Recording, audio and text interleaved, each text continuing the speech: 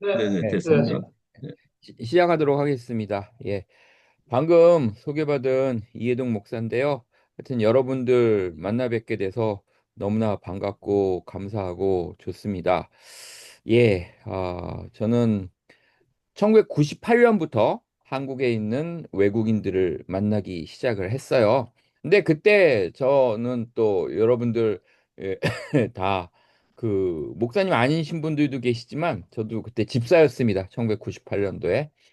집사 때부터 시작을 해서 하다가 보다 더 열심히 잘 사역을 해야 되겠다 싶어가지고 신학교를 39살에 이주민 사역을 잘 하기 위해서 하나님의 부르심에 또 목사로 이렇게 총신 들어가서 이제 공부를 하고 그다음에 이제 안수를 받게 돼서 저는 뭐 계속 이주민 사역을 해 왔습니다. 그래서 제가 뭐 특별한 거라기보다도 헤맨 거 여러분들과 같이 나눠 보도록 하겠습니다. PPT 잘 나오나요?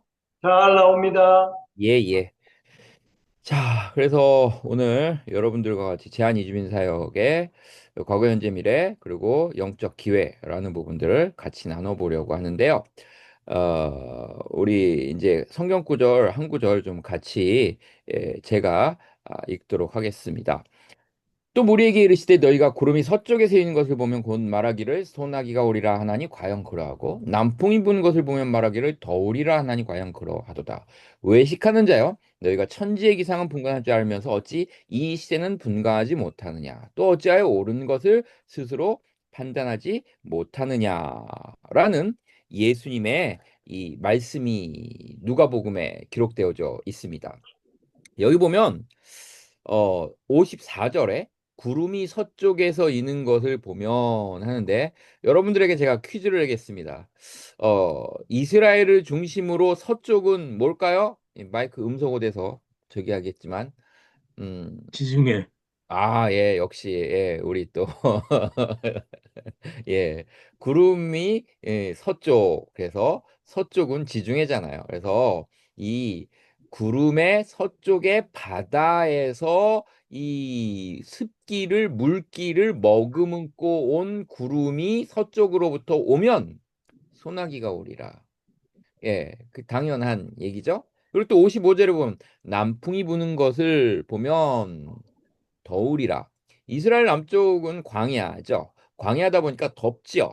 덥다 보니까 더운 공기를 품고 오는 바람, 남풍이 부는 것을 보면 더운 공기를 몰고 오는 바람은 그 오면 당연히 덥죠. 그래서 이 부분들은 예수님이 쉽게 설명하시는 그런 부분들에 대해서 대표적인 한 부분들인데 구름이 서쪽에서 일면은 비가 오고 그리고 또한 남쪽에서 바람이 불면 덥다라는 것은 그때 당시 이스라엘에 있어서 기상과 관련된 상식이죠. 지금 우리 많이 깨지긴 했지만 사만사온 그런 것 같은 부분들을 이야기하시는 것입니다. 예수님께서 이스라엘 시대의 사만사온 비슷한 부분들을 얘기하시면서 56절에 외식하는 자여 너희가 천지의 기상은 분간할 줄 알면서 이 시대는 왜 분간하지 못하느냐라고 말씀하십니다. 여기 천지의 기상은 미래를 볼 줄 알고 시간을 제대로 볼 줄 알고 분간할 줄 아는데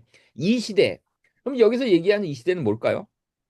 여기서 얘기하는 이 시대는 바로 구약의 시대가 끝나고 예수님이 오신 신약의 시대를 말씀하시는 것입니다. 예수님이 오셨기 때문에 신약이 시작되어졌고 신약이 시작된 것을 왜 너네는 분간하지 못하느냐라고 책망하고 계십니다. 책망하시면서 57절에 어찌하여 옳은 것을 스스로 판단하지 못하느냐고 꾸짖고 계세요. 꾸짖고 계시는데 제가 가만히 이 구절을 묵상하다가 생각해 봤어요. 과연 우리는 이게 다 지금 정답을 아는 시간이 됐다 보니까 예수님의 신약 시대가 왔고 신약 시대가 온 것을 우리는 다 알고 이게 얘기하지만 그때 당시에 내가 살았다면 저와 여러분들이 그때 당시에 살았다면 이것을 과연 얼마나 이해할 수 있을까? 구약의 시대가 끝났고 신약의 시대가 시작됐다는 건 과연 알 수 있었을까라는 것입니다. 사실 그때 당시 이스라엘 사람들의 대다수는 몰랐고 몇몇 사람만 알았었던 건데도 불구하고 예수님은 꾸짖고 계세요. 옳은 것을 스스로 판단하지 못하느냐라는 말씀입니다.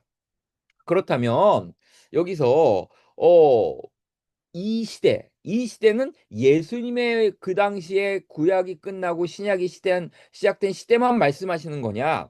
저는 우리가 살아가고 있는 지금의 이 시대도 예수님이 분명히 이런 말씀을 하시지 않을까라는 생각을 합니다. 우리가 그동안에 쭉 살아왔었을 때 우리가 생각하면서 당연하다고 여기던 것에서 시대가 바뀌고 상황이 바뀌면서 진리를 그 시대 안에 잘 해석해서 풀어내는 그런 진리는 변하지 않지만 진리를 담는 그릇은 시대 속에서 잘 분간하면서 하나님의 마음을 기쁘게 해드려야 하는 거가 저와 여러분들의 시대적 책무인 것인데 이 시대적인 책무의 가장 중요한 것 중에 하나가 저는 이주민 사역이다라는 생각을 합니다. 그래서 이 이주민 사역이 시작되어지게 되는 이런 시대가 됐는데 예수님께서 지금 이 땅에 오셔서 우리에게 너네가 이주민 사역을 잘 하느냐 못하느냐라는 부분들을 이 시대를 분간하느냐 분간하지 못하느냐라는 부분들도 분명히 꾸짖으실 수 있는 부분이 아닐까라는 그런 생각을 합니다. 그러면 이 시대를 분간해야 되면 이 시대는 그 이주민들을 우리가 저와 여러분들이 잘 알아야 합니다. 이주민들을 잘 알아야 되는데 이주민들을 알아갈 수 있는 중요한 한 가지 사건이 있습니다. 왜 안 넘어가지? 예. 저희 교회에 2023년 9월 달에 한국에 입국한 형제가 2005년생이에요. 지금 딱 20살이죠? 이 형제가 우리 교회에 왔어요. 와가지고 한 1년 정도 같이 있었는데 1년 정도 있다가 전도사님에게 한 가지 요청을 했습니다. 어떤 요청을 했느냐? 저희는 이제 유학생이 많아요. 유학생이 많아서 이제 도와주는 거. 우리 아까 기도해 주신 집사님도 이렇게 외국인 이주민들을 도와주는 것에 대해서 기도를 해 주셨는데 도와주는 사역 되게 중요합니다. 저도 잘 도와주고 있고 도와주는 거가 무척 중요한 사역입니다. 그래서 이 형제 같은 경우 어학당은 외국인 유학생들이 한국에 와서 한국말을 배우는 과정이죠. 그래서 그 어학당 과정이 끝나고 나서 이제 학부나 대학원이나 들어가잖아요. 그렇게 이 형제가 고등학교를 졸업하고 한국에 와가지고 이제 알바를 열심히 하면서 학교를 다니고 있었어요. 그러다가 이제 학교를 들어가려고 원서를 쓰는 걸 하면 저희가 많이 도와줍니다. 원서 쓰는 부분들을 뭐 자기소개서라든가 이거는 어느 학교가 좋다라든가 이런 부분들을 많이 도와주거든요. 많이 도와주고 그래서 그런 원서 쓸 때 어느 학교를 어떻게 하자 또 이 친구들이 그런 것 좀 어려워하고 힘들어하니까 그런 부분들을 우리 이제 전사님이 도와주시기도 하고 그러는데 하루는 주일날 이 형제가 자기가 원서를 써야 되는데 이제 그 두 군데 원서를 이제 시립대하고 한 군데 더해서 쓰려고 이렇게 전사님하고 쓰자 그래서 전사님이 그러자 그래서 썼어요. 그런데 하나를 쓰고 나서 그 쓰는데 오래 걸리잖아요. 그 다음 거를 또 접수를 해야 되는데 하나 접수는 끝났고 다음 거 접수하려니까 시간이 많이 돼가지고 음, 이제 우리 전사님이 갈게 그랬어요. 나 신혼이어가지고 결혼한 지 몇 달 안 돼가지고 나 우리 집사람하고 저녁 약속이 있어. 나 갈게 라고 했는데 이 형제가 이거 좀 써주고 가지라고 하는 생각을 갖고서 말을 어떻게 했는지 아세요? 이게 좀 충격적입니다. 그 19살 된 형제가 작년에 있었던 일인데 전도사님한테 전사님 내가 5만 원 줄게 이거 다 써줘. 말 이해하시겠어요? 이게 무슨 뜻이 무슨 의미인지? 그러니까 이 형제는 새벽 2, 3시까지 한국에 와서 식당에서 설거지하고 일을 했었어요. 처음에는 그런 것이 없었었는데 조금 시간이 지나니까 하루에 자기는 얼마짜리다라는 생각이 들어왔어요. 일을 하고 새벽 2, 3시까지 돈을 열심히 벌고 그러다 보니까 돈 버는 돈 맛도 드리게 되고 자기는 하루에 10만 원짜리다. 뭐 이사 알바하면 15만 원짜리다. 요 그 개념이 생기는 거예요. 그러니까 전사님한테 이거를 지금 다 써주세요라고 꼭 써주세요라고 하는 부탁을 자기 생각에는 전사님한테 5만 원 주면서 이거를 써주세요라고 얘기하면은 전도사님은 신혼 부부인데도 불구하고 부인하고 저녁 약속한 거를 취소하고 5만 원이면 자기 부탁을 들어줄 것이다라는 확신을 가지고 19살 된 형제가 전사님한테 5만 원 줄 테니까 이거 써주세요라고 얘기해서 전사님이 많이 화를 내고 꾸짖으면서 갔어요. 물론 그 다음에 써줬지만 이 사건은 많은 부분들을 얘기해 주는 게 이 외국에서 국경을 넘어서 온 형제 자매들은 이 자기 생각을 바꿀 마음을 갖고 오는데 어떻게 무엇으로 바꾸어지느냐가 되게 중요한 순간인데 원래 욕을 쉽게 잘 가장 먼저 배우는 것처럼 이 돈을 벌다 보면은 제가 표현을 좀 진하게 하겠습니다. 돈독이 오르기 가장 쉬운 환경 속에서 돈독을 오르게 되는 그러한 안타까운 현실의 대표적인 한 안타까운 예다라는 것입니다. 그런데 이게 지금 현실에만 이러느냐? 현실에만 그런 것이 아니라 야고보서 말씀을 같이 한번 제가 읽어드리겠습니다. 들으라 너희 중에 말하기를 오늘이나 내일이나 우리가 어떤 도시에 가서 거기서 1년을 머물며 장사하여 이익을 보리라 하는 자들아 라고 말씀하십니다. 이거는 2000년 전에 신약 로마 시대 안에서 디아스포라 상황 속에서 비즈니스 환경 속에서 살아가는 사람들의 아주 정확한 그 사람들의 상태를 표현하고 있는 그러한 구절이어서 제가 이 구절을 옛날에 보고 깜짝 놀랐었어요.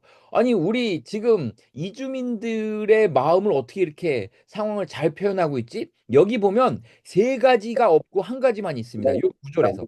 세 가지가 없는데 뭐가 없는지 한번 찾아볼까요? 뭐가 세 가지 없는 거 뭐가 없을까요?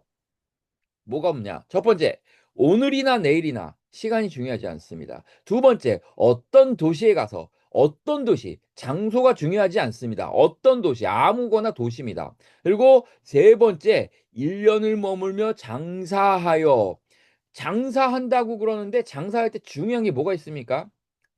제가 여기 서울의 외국어 대학교 앞에서 그 버거집을 하고 있습니다. 수제 버거집을 하고 우리 몽골 친구들 5명이 알바를 하고 있는데 장사를 할 땐 뭐가 중요합니까? 아이템이 있어야 됩니다. 아이템이 있어야 되는데 여기 아이템 없습니다. 세 가지가 없어요. 뭐 다시 오늘이나 내일이나 시간이 없습니다. 어떤 도시, 장소가 없습니다. 장사해서 이익을 본다고 하는데 아이템이 없습니다. 세 가지 시간, 장소, 아이템이 없고 오로지 한 가지만 있어요. 뭐예요? 이익을 보리라 하는 자들아. 그 오로지 돈 버는 거에만 초점이 가 있는 사람들입니다. 그래서 이거는 아까 이 20살짜리 형제가 1년 만에 옛날 거기 모태신앙인 친구인데 몽골에 있을 때는 안 그랬다고 그랬어요. 그런데 한국 와가지고 얘가 1년 만에 돈독이 올라버린 오염된 영혼이 돼 버렸는데 이거가 1년 만에 사람이 이렇게 확 바뀌어 버렸는데 이거는 이 형제만의 문제가 아니라 2000년 전에도 이 신약의 로마 제국 안에서 디아스포라 비즈니스 환경 속에서 있었던 사람이나 이게 단지 현재는 이것이 범지구적으로 확산되어져 있는 것이나 요거는 똑같다라는 것입니다. 뭐가 똑같냐? 돈과 이익과 성공에 오염되어진 영혼. 슬픈 이야기지만 우리는 이거를 정확하게 인식을 해야 된다라는 것입니다. 이것에 대한 인식 없이 우리 이주민들을 만나면은 안 됩니다. 이거를 분명히 인식하고 만나야 되는데 이제 그 다음이 중요합니다. 외국인 이주민들의 특징이 있습니다. 특징은 뭐냐? 기존의 모국에서 배운 것이 있죠. 기존에 자기가 배웠던 것이 있고, 그 다음에 유학에 와서, 아니 뭐 한국에 와서, 외국에 와서 새로운 가치, 새로운 밸류, 새로운 것들을 배우는데, 습득하는데 좋은 것도 배우고 나쁜 것도 자기 안에 그냥 습득이 정도가 아니라 체화되어져 가지고 자기가 되어져 버립니다. 돈이 곧 자기가 되어진 것처럼 이렇게 그걸 새로운 거를 배워가지고 그다음에 새로운 자기의 가치 체계와 이념을 창출하는데, 이거 너무나 당연한 것 같죠? 근데 이 공식이 어마어마한 결과가 나타난다는 거 아십니까? 이 여기 보면은 여러분 폴 포트라는 사람 아세요? 폴 포트라는 사람 들어보셨어요? 이 사람이 캄보디아 킬링필드의 주역입니다. 이 크메르르 죽은 캄보디아 킬링필드는 다들 아시잖아요. 200만 명이 죽었잖아요. 200만 명. 물론 숫자가 명확하지 않다고 그래요. 이게 뭐 더 많다고도 얘기하고 더 적다고도 얘기하는데, 뭐 하여튼 200만 명 정도 죽었다 그러는데, 폴포트라는 이 사람이 프랑스 파리에서 공부를 합니다. 예, 국비장학생으로 갔습니다. 그 캄보디아에서 파리로 공부하러 가가지고 공부를 하라고 이렇게 국비학으로 보냈는데, 공부는 안 하고 사회주의 세상에 그 사상에 심취해가지고 거기 이제 사회주의 것들을 공부해가지고 자기가 습득을 해서 자기의 새로운 가치 체계를 갖고 그 본국으로 돌아와서 그 생각을 갖고 행동을 했는데, 뭘 했다? 200만 명을 죽이는 그러한 결과가 도출되는 현상이 일어났다라는 것입니다. 요 공식에 의해서 200만 명이 죽었습니다. 배운 거 4년뿐이 안 배웠어요. 4년 배우는 기간 동안에 그 공식이 이 사람 머릿속, 영혼 속에 완전히 자리 잡아가지고 200만 명을 죽이는 힘으로 나타나기도 했고, 이주민에 대해서 나쁜 것만 있는 게 아니죠. 이분도 다들 뭐 많이 아실 거예요. 이광요, 리콴유 돌아가신 분인데, 이분이 이제 싱가포르 총리 하셨잖아요. 싱가포르의 국부, 나라의 아버지, 뭐 이런 얘기 하지 않습니까? 근데 싱가포르이 어떤 국가입니까? 청년 국가고 선진 국가면서 도시 국가면서도 이제 싱가포르이 엄청나게 선진국으로 잘 자리를 잡았는데, 이 이광요 이분이 이제 어디를 갔다 왔냐면은 영국의 캠브리지 법대를 졸업했습니다. 이광요 이분이 젊었을 때 고민이 있었습니다. 어떤 고민이냐?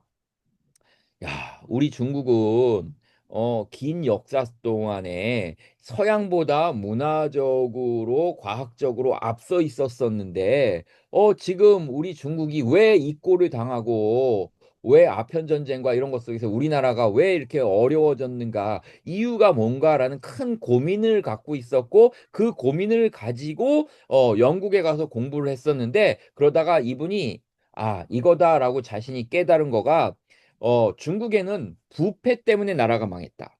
부패 때문에 이게 아무리 좋은 문화유산과 좋은 것들어 있어도 부패로 나라가 망했기 때문에 이 부패를 바로 잡아줄 법, 제도로 이거를 바로 잡아주면은 우리 나라가 잘 설 수 있을 것이다라고 자기가 결론을 내리고, 이거를 싱가포르에 와서, 싱가포르는 뭐 그런 얘기도 있지 않습니까? 우스갯소리 뭐 하여튼 진짜로 이 그 길거리에 껌 뱉으면 곤장 맞는다는 얘기도 있고 그랬지 않습니까? 이런 부분들은 이 부패하고 인간의 악한 부분들을 법과 제도로 올바로 잡아주게 되면은 이게 국가가 온전해질 수 있다라는 그 생각을 가지고 이광요 이분이 본국으로 귀국을 해서 나라를 세울 수 있게 됐고, 온전하게 부자 나라로 세우게 되는 그러한, 이 아까 얘기 말씀드린 이 공식이 별거 아닌 것 같은데, 이 공식 갖고 200만 명을 죽이는 거로 가느냐, 아니면은 싱가포르 같은 나라를 세워가느냐라는 부분들인데, 우리가 만나는 이주민들은 분명히 이러한 무한한 가능성을 갖고 있고, 그래서 저는 이런 얘기예요. 이주민들은 화살촉과 같은 존재다라는 얘기를 하거든요. 화살촉은 뭡니까? 화살이 날아갈 때 그 앞부분에서 화살촉의 방향에 의해서 뒤에 화살대하고 이게 쭉 따라가지 않습니까? 이런 부분들은 매우 이주민들은 문화의 사회 변혁자고 그 개척의 아주 화살촉과 같은 그런 사람들이고 이제 그 징기스칸이 잠든 유럽을 깨운다라고 그래서 잭 레더포드라는 그 역사학자가 있는데 이건 이제 하버드 역사 그 학과에는 필독 도서로 되어져 있는데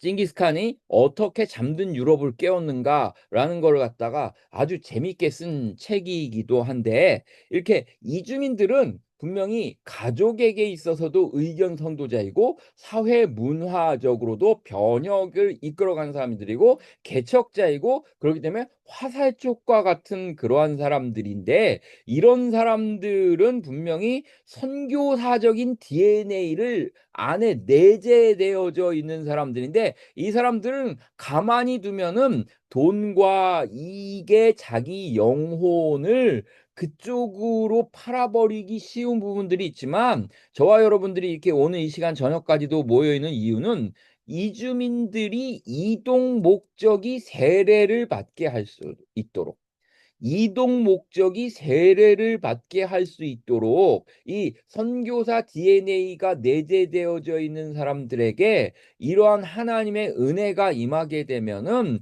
이 엄청난 폭발력이 징기스칸이 잠든 유럽을 깨웠다라고 그러면 이주민들이 선교의 새로운 시대를 열어갈 수 있는 그런 화살촉과 같은 존재다라는 그런 시대적인 이 시대적인 부르심 때문에 저와 여러분들이 저녁에도 밤에도 이렇게 함께 이야기를 하고 있다라는 생각을 합니다. 그래서 우리 이 외국인 이주민들이 한국에서 배우는 거, 아까 말씀드린 자신의 새로운 가치 체계와 이념을 이제 이렇게 새롭게 만들어 가는데 사실 좋은 거를 배워야 되지만 한국에서는 최악의 것을 배운다라는 그런 안타까움이 있습니다. 그 최악의 거는 아까 말씀드린 것처럼 첫 번째 최악의 거 배우는 거 첫 번째가 디귿디귿 뭘까요? 아까 말씀드린 거 돈독입니다. 돈독. 저와 여러분들은 우리 한국 사회에서 살아서 잘 그 부분들을 느끼지 못할 수도 있지만 어 그 한국이 전 세계에서 돈독이 가장 많이 오른 그런 사회다라고 저는 감히 말씀드릴 수 있어요. 예를 들면 이런 거죠. 우리나라 중산층 하면은 어떤 겁니까? 중산층의 기준이 뭐죠? 중산층 하면은 아파트 뭐 몇십 평에 자동차는 몇 cc 뭐 이상에 그리고 현금이나 예금이 얼마 이상의 이 중산층의 기준이 다 뭐다? 돈과 관련된 부분들이 중산층의 기준이잖아요. 근데 프랑스 가면 중산층 기준이 달라집니다. 요리를 자기가 직접 몇 가지를 할 수 있느냐. 영국 가도 이런 그 중산층의 기준이 달라집니다. 자신이 직접 스포츠를 몇 가지 할 수 있느냐. 그리고 자기가 언어를 몇 가지 언어를 할 수 있느냐. 이렇게 중산층의 기준이 우리는 이렇게 얘기하면 좀 그렇지만 졸부 돈, 돈 기준으로 되어져 있지만 이 영국이나 프랑스 같은 데는 이게 언어, 스포츠, 요리 이런 식으로 해서 중산층의 기준이 달라요. 그만큼 우리는 돈독이 많이 올라 있고 그리고 이 그 조사, 퓨어 리서치에서 조사한 조사 자료 같은 데 보면은 자신의 가치 중에서 가장 중요한 가치가 무엇인지 두 개 내지 세 개 복수 응답해도 되고 한 가지만 찍어도 된다고 얘기했었을 때 그 가족, 친구, 돈, 직장 이런 것들을 얘기할 때 월등하게 한국이 도드라지게 높은 거가 뭐다? 돈이었어요. 그래서 한국 사회는 돈독이 잔뜩 올라 있는 사회예요. 저와 여러분도 여기 살아가다 보니까 잘 몰라서 그런데 이 돈독이 잔뜩 올라 있는 그런 사회이다 보니까 이 이주민들은 국경을 넘은 사람들이다라는 말 속에 많은 거가 포함되어졌는데 국경을 넘는다는 거는 엄청난 목적성을 갖고, 그리고 불가능할 수 있는 많은 환경 속에서 그 불가능을 뚫고서 성공과 돈을 위해서, 좋게 얘기하면 미래와 꿈을 위해서 국경을 넘어온 생력이 있는, 불가능을 안 되는 거를 뚫고 나오는 그 사람들은 마음속에 자기 목적성이 엄청나기 때문에 돈독이 오를 준비를 잔뜩 하고 온 사람들이에요. 솔직히 얘기해서. 근데 돈독이 오를 준비를 잔뜩 하고 온 사람들이 와가지고 하루 일당 10만 원, 15만 원, 밤 2시, 3시까지 한 3달, 3달도 아니에요. 한 달 정도만 일하고 나면, 아, 나는 돈이 얼마짜리, 돈독이 그 사람 영혼 안에 쑥 들어갈 수밖에 없는, 의 돈독이 오르기 쉬운 그 환경 속에 완전히 노출되고, 자기를 바꿀 준비를 하고 왔는데 바꾸는 거에 돈을 넣어버려 가지고 자기 돈독이 한국 사회에 확 올라버리는 안 좋은 거가 있어요. 이게 참 안 좋은 걸 배우고, 한국에서 또 안 좋은 거 배우는 거 두 번째 거 뭔 거 같습니까? 두 번째, 지읒땡, 지읒땡. 한국에서 안 좋은 거 배우는 거, 진짜 안 좋은 거 배웁니다. 지읒땡 뭘까요? 예, 아, 여기 답을 못 하는구나. 예, 지읒땡은, 예, 이거는 진짜 슬픈 거예요. 예, 자살. 한국이 전 세계 1등 하는 거 몇 개 있죠? 몇 개 있어요. 그 중에 하나가 뭡니까? 자살입니다. 어, 저희 교회에 나오던 자매가 있었어요. 자매가 있었는데, 자매가 하루는, 목사님, 저 신학교 갈게요. 그랬어요. 그래서 이제 그런 친구들이 가끔 있어요. 저한테 와서. 그러면 우리 좀 보자라고 하면서, 기도해 보자라고 해서 이제 같이 이제 지내면서 그 교회 봉사하라고 그러고 이렇게 일하면서 그랬는데, 아유, 이 자매가 예뻤어요. 예쁘면 남자들이 어떻게 하죠? 가만 안 두잖아요.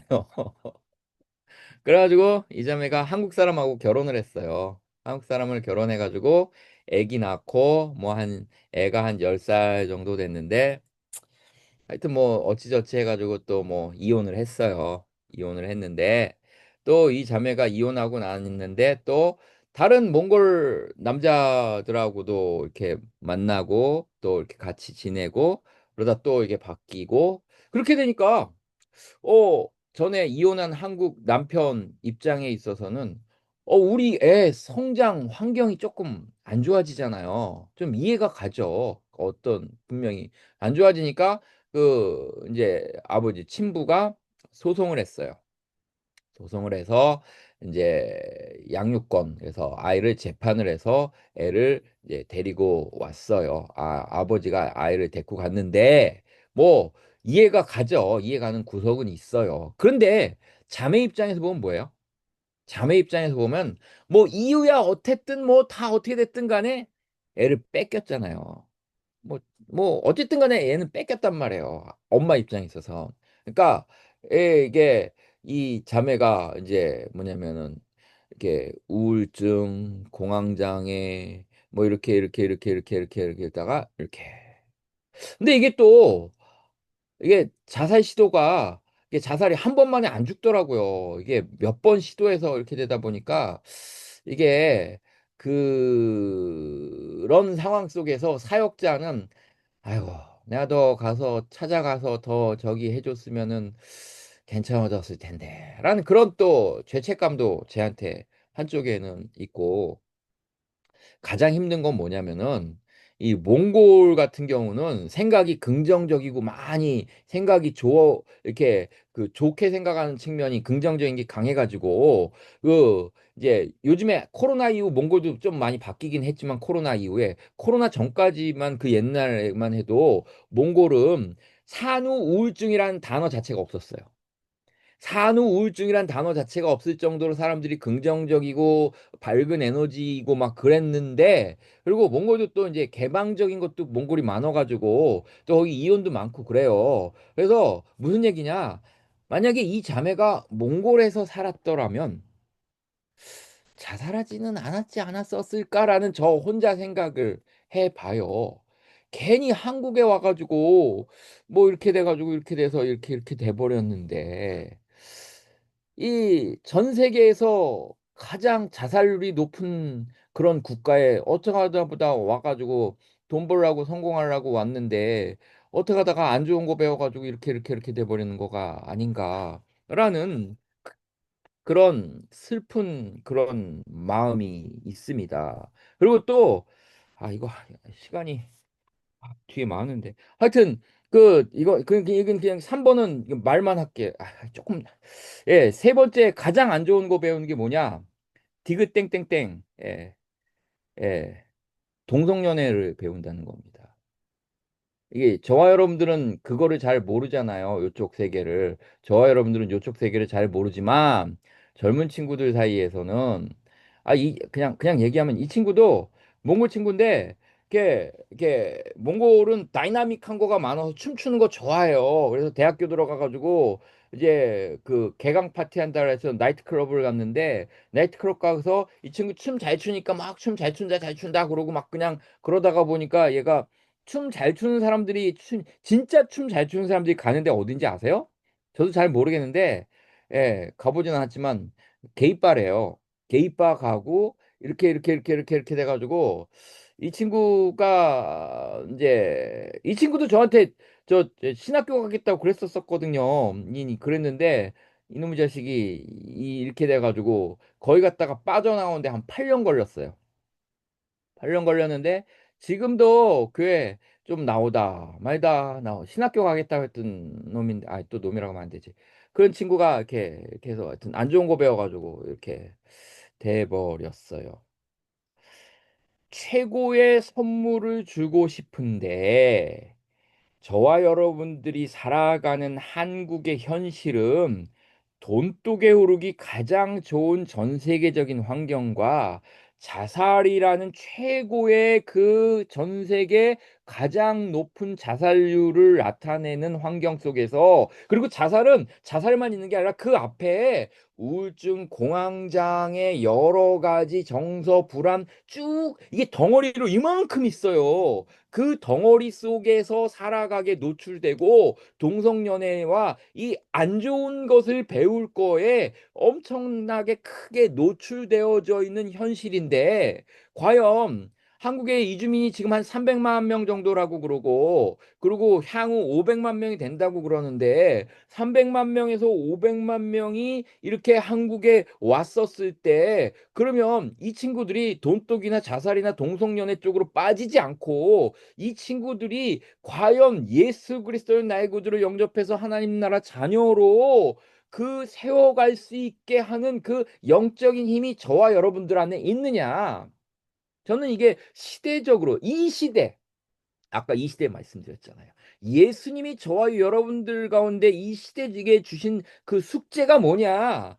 돈독, 자살, 동성연애에 빠지게 가게 내버려둘 거냐? 300만에서 500만 온대는데 아니면 이 친구들에게 최고의 선물, 예수 그리스도가 나의 구주가 되시고 예수 그리스도로 인해서 온전함을 이루어갈 수 있게끔 거룩함을 이루어갈 수 있게끔 이 영혼이 살아갈 수 있게끔 하는 그 복음의 전달자로서 이동 목적이 세례를 받게 할 그러한 이 시대적인 사명을 저와 여러분들이 잘 감당할 수 있느냐라는 것입니다. 그래서 저는 이런 생각을 해요. 이주민 사역은 뭐냐?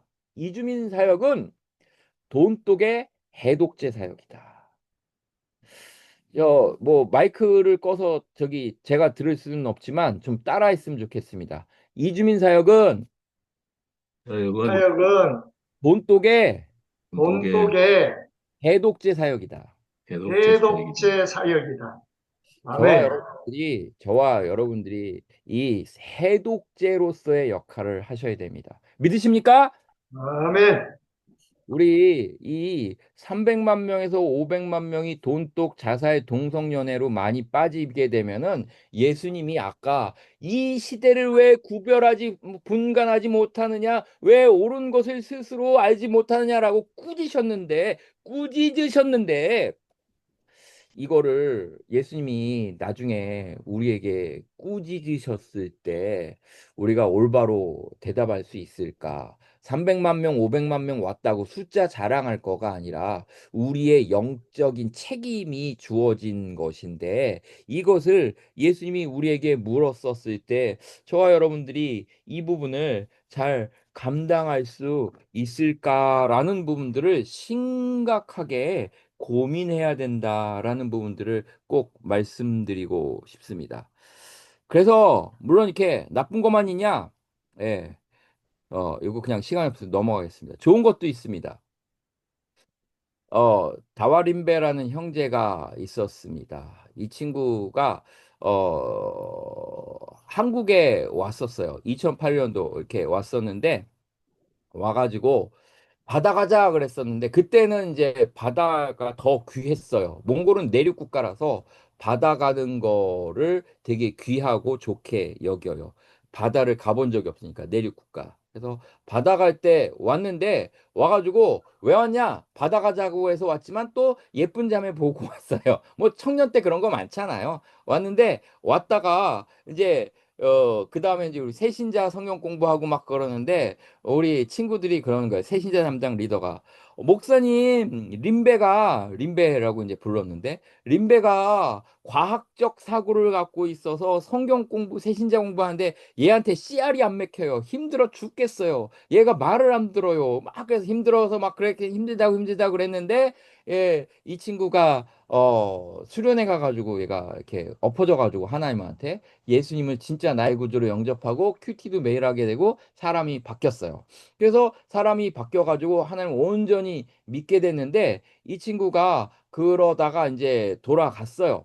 몽골로 2012년도에 돌아가가지고 돌아가면서 저한테 이런 말을 했어요.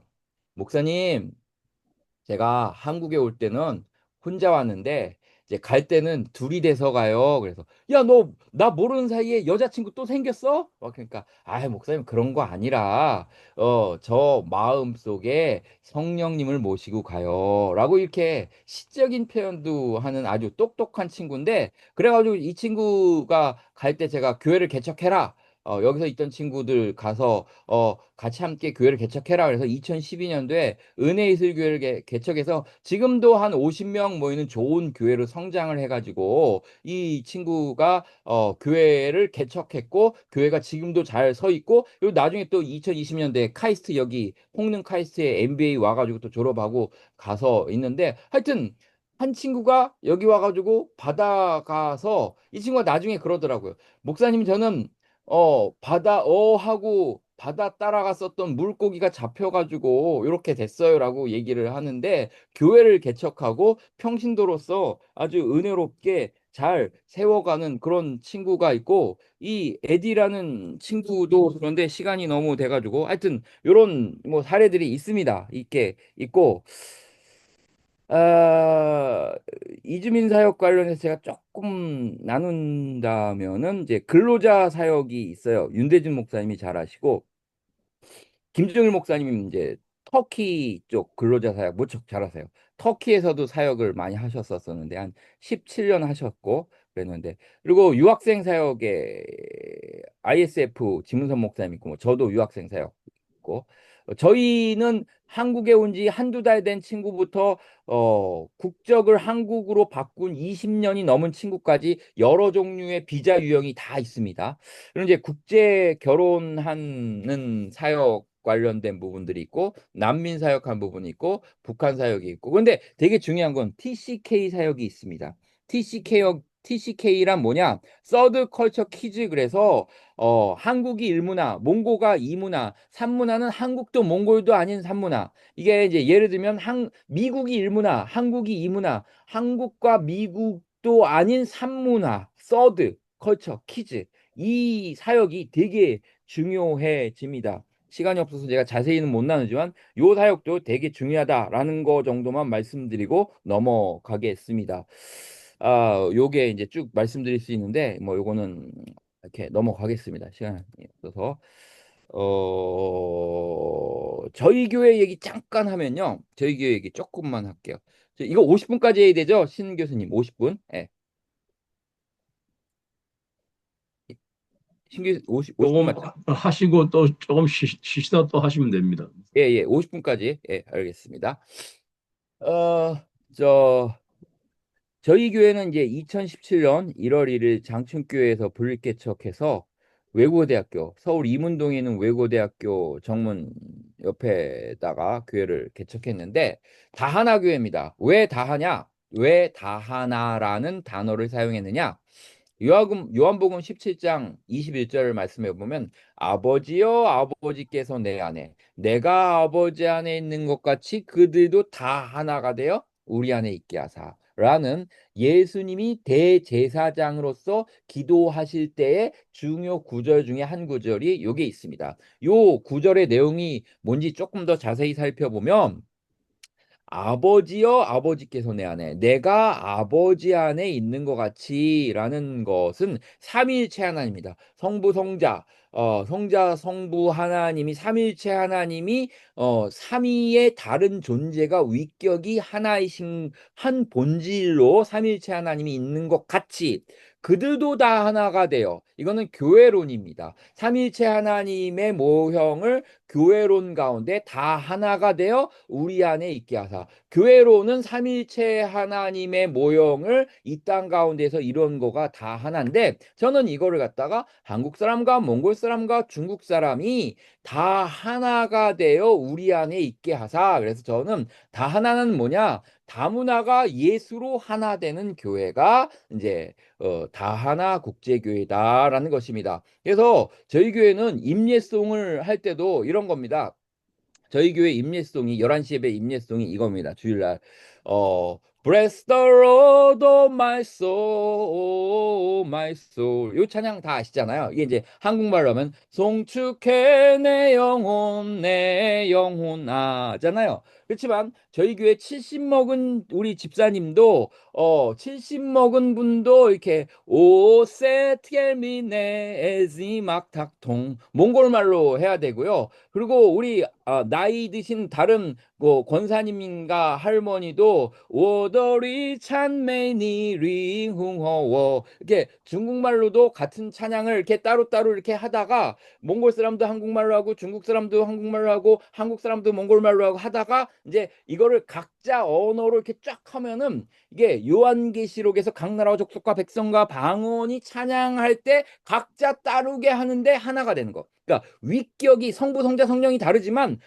세 위격이시지만 한 본질로 묶이는 거. 묶이는 게 있어야 돼요. 묶이는 게 없으면은 이게 삼위일체가 아니에요. 그래서 묶이는 거. 그래서 각자 자기 언어로 하지만 성령의 은혜로 이게 묶여져서 풍성한 천국에서의 그 찬양의 모습이 주일 임예송에서 나타나는 그러한 부분들이 있는 다문화가 예수로 하나 되는 다하나 교회입니다. 그래서 저희 교회는 이거 2023년 자료이기도 하지만 경건에 이르도록 내 자신을 연단하라. 이게 이제 23년도 저희 교회 표였어요.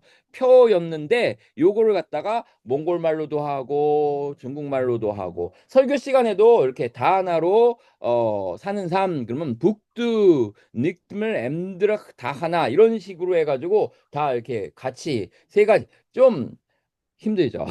여러 개를 써야 되니까. 그리고 또 여기 밥도 보면은 이게 그 세 나라가 이 몽골은 볶음밥인데 소고기 볶음밥인데 이게 보따테오록이라 해서 몽골 사람들이 좋아하지만 한국 사람들도 잘 먹을 수 있는 소고기 볶음밥. 그리고 이 중국 거는 갑자기 이름 까먹었다.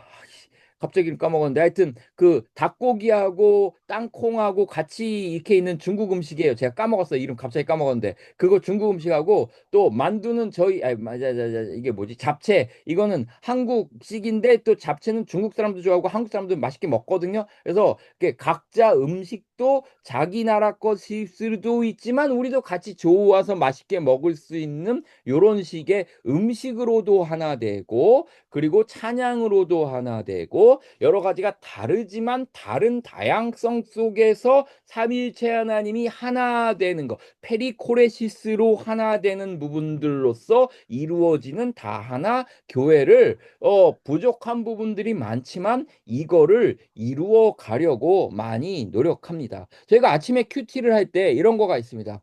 같은 빵을 먹어도 말이에요. 이런 게 있어요. 같은 빵을 사서 먹는데 조금씩 달라요. 이게 포인트가. 이게 그, 몽골 사람들이 한국 빵을 먹으면 뭐라 그러는지 아십니까? 빵이 너무 부드러워서 종이짝 같아서 싫대요. 빵은 좀 딱딱해야지. 러시아식으로 좀 빵은 딱딱해야 맛인데 한국 빵은 너무 부드러워서 싫대요. 그리고 또 중국 친구들은 뭐라 그러는지 아십니까? 빵은 따뜻해야지 빵이지 차가운 빵 먹으면 안 된다라고 얘기해서 이게 서로 다 포인트들이 조금씩 다르거든요. 그렇지만 내 거를 주장하지 않고 내 거를 내려놓고 그 가운데서 하나됨을 이루어가는 공동체가 중요한 부분들이다라는 부분들을 말씀드려요. 시간은 너무 많이 갔는데, 이게 저희 교회는 하나님의 축복을 받았습니다. 어떤 축복을 받았느냐? 처음에 교회 2017년도에 개척했었을 때 아이들이 5명이었어요. 5명이었는데 지금 아이들이 25명 됐어요. 우와, 그 이게 아이들을 안 낳는 출생률 0.72 세상 속에서 저희는 세상을 거슬러 가는 삶을 살아가고 있습니다. 지금은 조금 나아졌지만 그 작년까지만 해도 몽골 친구들 애 하나 낳으면은 유치원비 국가가 대주지 않습니다. 애 하나 낳으면은 유치원비 안 대주기 때문에 무조건 50만 원 들어갑니다. 유치원 다니려고 그러면 애 둘 낳으면 100만 원 깔고 시작해요. 그런데도 대학교 다니면서도 용감하게 애 막 낳는 게 몽골 친구들이에요. 돈 생각 안 하고 돈독에 올라야지 정상인데 우리는 애에 관해서는 생각 안 하고 막 찔려서 둘 낳으면 100만 원 깔고 들어가는데 이제 이게 우리 여기는 한국 가정이었어요. 한국 가정이 제가 개척한 지 한 1, 2년 됐었을 때 와가지고 목사님 이제 저희가 이렇게 처음 개척했었을 때 1, 2년 됐을 때 와가지고 저희가 결혼한 지 7년이 됐는데 아기를 못 낳았어요. 못 낳고 있어요. 기도해 주세요라고 해서 그래요? 그럼 제가 기도 열심히 할게요. 그랬는데 한 2달 만에 애가 임신이 됐어요. 그래가지고 2달 만에 임신이 돼가지고 애를 낳았어요. 그러니까 엄청 좋아했어요. 엄청 좋아하고. 근데 여기까지만 얘기하면 재미가 없잖아요. 그죠? 근데 또 조금 한두 달 또 조금 있다가 또 임신을 했어요. 또 임신을 했는데 임신을 해서 낳았는데 새 쌍둥이 났어요. 그래가지고 여기 네 명 애기들 보이시죠? 4명 애기들. 그래서 그러네요. 갑자기 7년 애기 못 낳다가, 그리고 또 옆에도 쌍둥이 보이시죠? 그러니까 하나님이 저희 교회에는 그 돈을 두려워하지 않고 막 지르다 보니까 애 낳는 거, 그러다 보니까 애 태복에 열리는 거를 열어주셔서 올해도 뭐 2명 태어났고 이렇게 계속 이렇게 태어나고 있습니다. 그리고 올해도 또 결혼했는데 내년에도 또 내년에 이제 애 가지려고 하고 있는데 하나님이 하여튼 돈을 두려워하지 않고 돈독 올라 있는 사회 속에서 애 낳는 부분에 있어서는 돈을 두려워하지 않고 막 지르다 보니까 아이들이 많아져 가지고 하나님 은혜 가운데서 이렇게 살아가고 있다라고 말씀드릴 수 있고요. 뱀 얘기할 수도 있는데 이건 넘어가야 될 것 같고요. 시간이 없어서 잠깐만 요거 짧게 얘기할게요.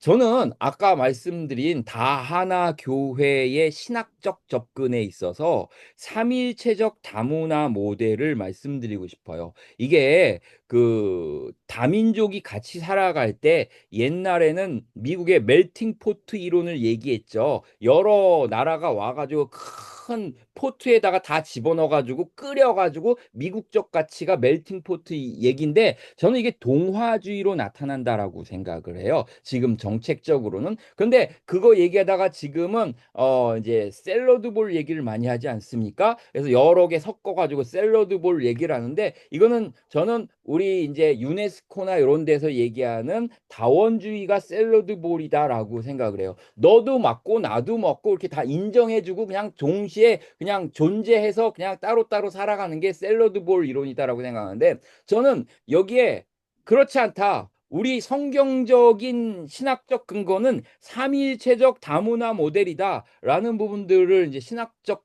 부분에 있어서 말씀드리고 싶은데 이거를 쉽게 얘기하기 위해서 저는 이제 예를 들어서 설명한 게 부대찌개 공동체.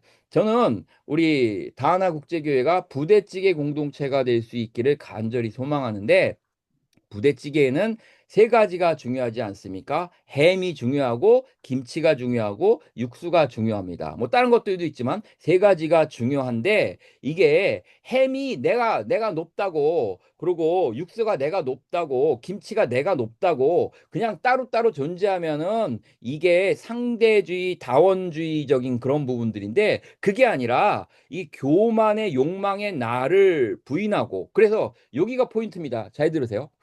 육수가 자기를 부인하고 낮아져서 김치를 받아들이고 햄을 받아들이고 햄이 자기를 부인해서 육수와 김치를 받아들이고 육수가 자기의 것을 죄된 부분들을 죄성을 내려놓고 김치와 햄을 받아들여서 페리코레시스적인 상호상통의 불을 충만하게 성령의 불을 받아서 끓임을 당해서 새로운 부대찌개라는 공동체를 함께 이루어가는 것이 이게 삼위일체적 다문화 모델이다라고 생각을 합니다. 이게 삼위일체론이 처음에는 성부, 성자, 성령이 수평적으로 있었어요. 이게 갑바도기아 세교부, 니사의 그레고리 이런 사람들 할 때는 성부, 성자, 성령이 수평적으로 있었어서 연결을 페리코레시스로 해가지고 세 위격 한 본질로 연결됐었는데 이거를 어거스틴이 세워버렸어요. 수직적으로 세워버리고 그래서 성부, 성자, 성령 전유로 연결해 버렸어요. 그랬는데 이 어거스틴의 생각을 갖고 중세 천년 왔다가 종교개혁자들은 그 구원론과 교회론과 성례론에 바빠서 삼위일체론은 못 건드리고 그대로 갖고 그거 어거스틴 거 그대로 갖고 왔는데 그거를 미국도 그대로 갖고 왔었고 그거를 선교사들이 우리나라에 갖고 와서 우리나라 교회론도 이렇게 그리고 삼위일체론도 성부 성자 성령이 수직적으로 있다 보니까 그래서 영어를 같은 영어 예배를 드리더라도 영국 미국 영어 예배는 높은 영어고 그 예배고 필리핀 인도 예배는 되게 낮은 예배지 않습니까? 이게 성부, 성자, 성령 그다음에 교황 뭐 이렇게 쭉쭉쭉 내려가면 수직적 구조에 있는데 저는 이주민 사역은 수평적 구조가 되게 중요하다고 생각해요. 이 수평적 구조를 회복해야 돼요. 이게 삼위일체가 처음 얘기할 때도 니사의 그레로게라든가 그 갑바도기의 세교부 때도 이렇게 얘기되어졌었는데 이거를 교회에서 이루기 위해서 저는 팀 사역을 해요. 저 같이 사역하시는 목사님이 계시는데 존 스토트한테 배웠어요. 송동 목사님 존 스토트한테 배우고 그 영국의 콘힐 설교 학교에서 배우시고 이스라엘에서 8년 있으시면서 현대 히브리어도 완벽하게 하시고 뱀 사역하시면서 한국에서 저보다 훨씬 유명하신 분인데 그런데 제가 대표 목사입니다.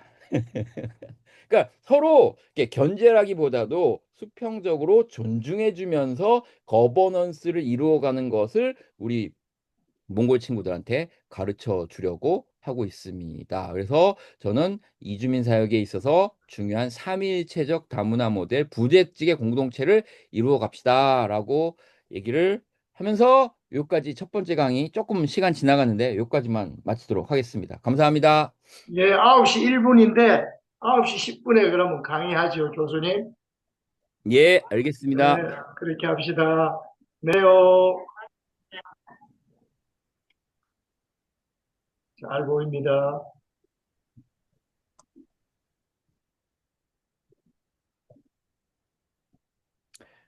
PPT는 이렇게 가도 이렇게 가도 되죠? 예.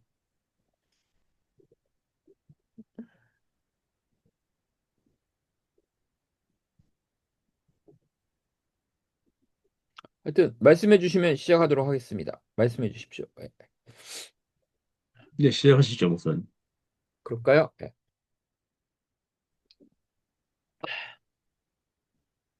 첫 번째 시간에는 우리 이주민들의 스타일을 우리가 좀 잘 알아야 되는 부분들에 대해서 어 그냥 피상적으로 하는 거가 아니라 진짜 무엇을 알아야 되는가라는 부분들을 말씀을 드렸습니다. 그래서 표현이 너무 거칠어서 죄송합니다만 돈독으로는 성공독 요 부분들이고 우리도 있지 않습니까? 한쪽에는 사실 솔직하게 얘기해서 예, 그 부분이 좀 더 극대화되어져 있다는 걸 잘 알아야 되고 그거에 에, 돈독을 해독제가 우리가 시대적 사명으로서 하나님이 우리를 부르셨다라는 것이고, 그래서 그 돈독을 자기중심성을 내려놓는 자리에, 그 자리에 하나님을 모셔드릴 수 있고, 그 자리가 타자가 다른 사람과 함께 공동으로 존재할 수 있는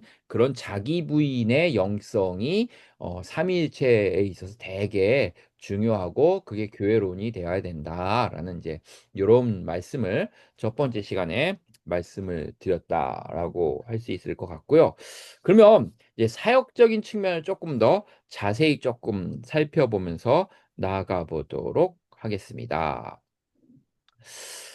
제가 기타 치는 거, 찬양하는 거 참 좋고 감사하고 좋아합니다. 근데 기타를 치다 보면 이게 오래 치면 조율을 해야 되지 않습니까? 이주민 사역도 한 30년 되다 보니까 조율을 할 때가 되지 않았나라는 생각을 합니다. 한국에 이주민이 2007년도에 100만 명이었고 2016년도에 200만 명이 넘어갔고 10만 명에서 15만 명씩 이렇게 증가하다가 뭐 코로나 때는 조금 예외적인 상황이 있었습니다만 지금 한 270만 명 넘어가서 이렇게 이제 20만 명 넘게 증가하는 현 시기인데, 그리고 뭐 현재 이제 OECD 다문화 국가 기준이 5%라고들 얘기를 하는데 이거를 이제 2023년 4월에 넘어갔죠. 그래서 올해 300만 명 거의 될까 말까 할 것 같습니다. 그리고 제가 예측하기로는 이제 2029년 400만 명, 그리고 2033년 500만 명 정도 되지 않을까라고 저는 추정을 하고 있는데, 그런데 이제 요거는 인구 감소 시대의 이주민 사역과 요 부분들 중요하다는 건 누구나 다 얘기하고 있는데, 여기서 이제 중요한 거가 요겁니다. 과연 외국인 이주민 500만 명을 감당할 영성이 우리 기독교, 또 저와 여러분들 안에 과연 있는가? 500만 명을 감당할 영성이 있는가라는 것에 대해서 우리 자신을 좀 객관적으로 봐야 된다라는 필요가 있다라고 생각을 합니다. 막 많이 온다고 좋다고 기회다라고 이렇게 떠버리고 다닐 수는 있지만, 그 500만 명이 왔었을 때 아까 말씀드린 것 같이 돈독 자살 동성연애에 빠지지 않고 주님께로 인도할 수 있을 그 영성이 있는가? 한국 기독교는 힘이 없어지고 이주민 사역은 인기는 있다고 하지만, 솔직히 이런 얘기 어디 가서 잘 안 하지만 까놓고 얘기했었을 때 코로나 전하고 코로나가 지난 지금하고 우리 사역 크게 달라진 거 없습니다. 솔직히 얘기해서. 이거 되게 심각하게 받아들여야 됩니다. 외부에서 부르는 거는 많아졌거든요. 강의는 많아졌어요. 우리 고신대도 이런 클래스가 생기고, 저 얼마 전에 또 한영신학교 가서 강의도 하고, 또 장신대에서도 이렇게 부르기도 하거든요. 기회는 많아졌어요. 부른 데는 많아졌는데, 시대적인 생각은 많아졌는데, 과연 우리 이주민 사역자들이 또 더 크게 기독교가, 한국 기독교가 500만 명의 외국인들, 돈독에 오르기 쉬운 사람, 돈독에 오른 사람, 그리고 불교의 영성, 이슬람의 그 영성을 갖고 온 사람들을 우리가 감당할 수 있는 영성을 우리가 진짜 갖고 있는가? 라는 것을 객관적으로 돌아봐야 되고, 그럼 우리는 뭘 어떻게 해야 되지? 이런 부분들을 분명히 생각해 봐야 된다라는 것을 말씀드리고 싶습니다. 사랑해서 결혼해도 함께 살면 갈등이 존재하지 않습니까? 저도 뭐 이제 한 30년 조금 덜 됐는데 결혼한 지. 사랑해서 결혼해도 이게 같이 살면 문제가 되는데, 필요로 해서 입국을 해서 국경을 넘어왔고, 그리고 솔직히 우리 얘기해 봅시다. 한국 사회는 이주민들을 대할 때 사람보다는 노동력으로 이주민을 인식하지 않습니까? 영혼보다는 사회는 일하는 힘으로 인식하는 게 객관적인 인식입니다. 그래서 유명한 얘기 이런 거가 있잖아요. 우리는 그 노동력을 수입했는데 사람이 왔다. 유명한 얘기 있지 않습니까?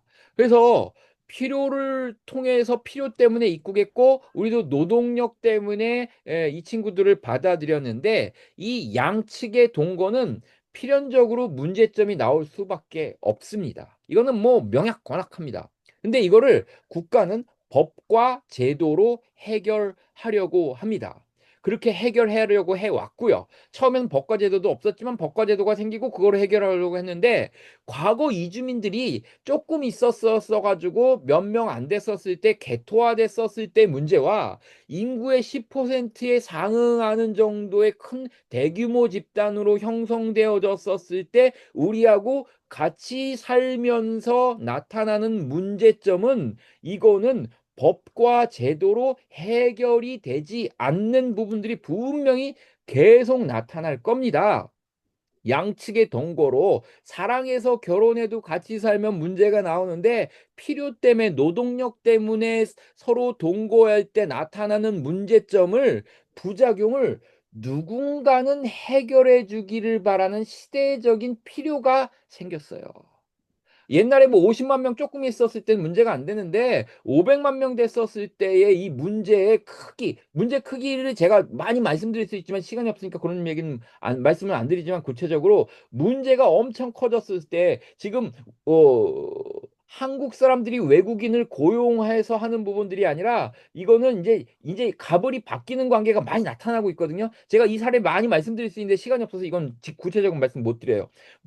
몽골 친구들이 외국인 친구들이 갑이 돼 버렸어요. 고용주가 아니라. 이런 많은 문제들이 이 문제라기보다도 이게 현실이 바뀌는 부분들이 나타나고 있는데 이거를 법과 제도로 해결이 안 됐었을 때 누군가는 해결해 주기를 바라는 시대적인 사회적인 국가적인 그런 필요가 나왔었을 때 저는 이거를 교회가 해결해 줬으면 좋겠다라는 간절한 소망이 있고 우리에게 하나님이 한 번 더 다시 기회를 주신 부분들이 아닐까라는 생각을 해요. 그리고 또 다른 측면에서 봤었을 때 영국과 호주 교회들은 백인 노인들이 대다수인 교회가 있지만 성장하고면서 다이나믹을 갖고 있는 교회는 이주민 교회. 이주민 교회는 청년들이 유입되고 그 성장하는 교회가 분명히 영국과 호주에서도 이주민 교회들은 이게 계속 교회가 건강하게 다이나믹을 유지해 가는 그런 부분들인데 저는 한국도 이런 종류의 흐름이 나타날 거고 이게 한 10년, 20년 정도는 이 흐름이 유지될 수 있다라는 것을 말씀드리고 싶어요. 실예로 장유라는 데 아시죠? 장유. 네, 김해 옆쪽에 장유. 김해. 예, 거기에 한결교회라고 있습니다. 예, 이영성 목사님이라는 분인데 이영성 목사가 2016년도에 김해에서 교회를 개척했어요. 어떻게 개척했느냐? 총신대학교 신학대학원 1학년 들어갔는데 어학연수 저기 동계 어학 강좌 1월 달에 했었을 때 아무것도 모를 때 1월 달에 2016년도에 김해에서 외국인들을 대상으로 교회를 개척했어요. 진짜 맨땅에 헤딩. 옛날에는 전도사들이 교회 개척하는 거 많았잖아요. 요즘에는 그런 거 거의 없잖아요. 근데 이영석 전도사가 그때 당시 교회를 개척해가지고 한 3, 4년, 4, 5년 지나니까 한 50명, 60명 됐어요. 외국인들도 있고 한국 사람들도 있고 같이 있는 교회로서. 이렇게 되면서 이렇게 되다 보니까 무슨 말씀을 드리려고 그러느냐? 나이가 많은 한국 교회 목사님들이 우리 교회랑 합병하자라는 거가 나오기 시작했어요. 이영성 목사님이 합병 제의를 6개 받았어요. 6개.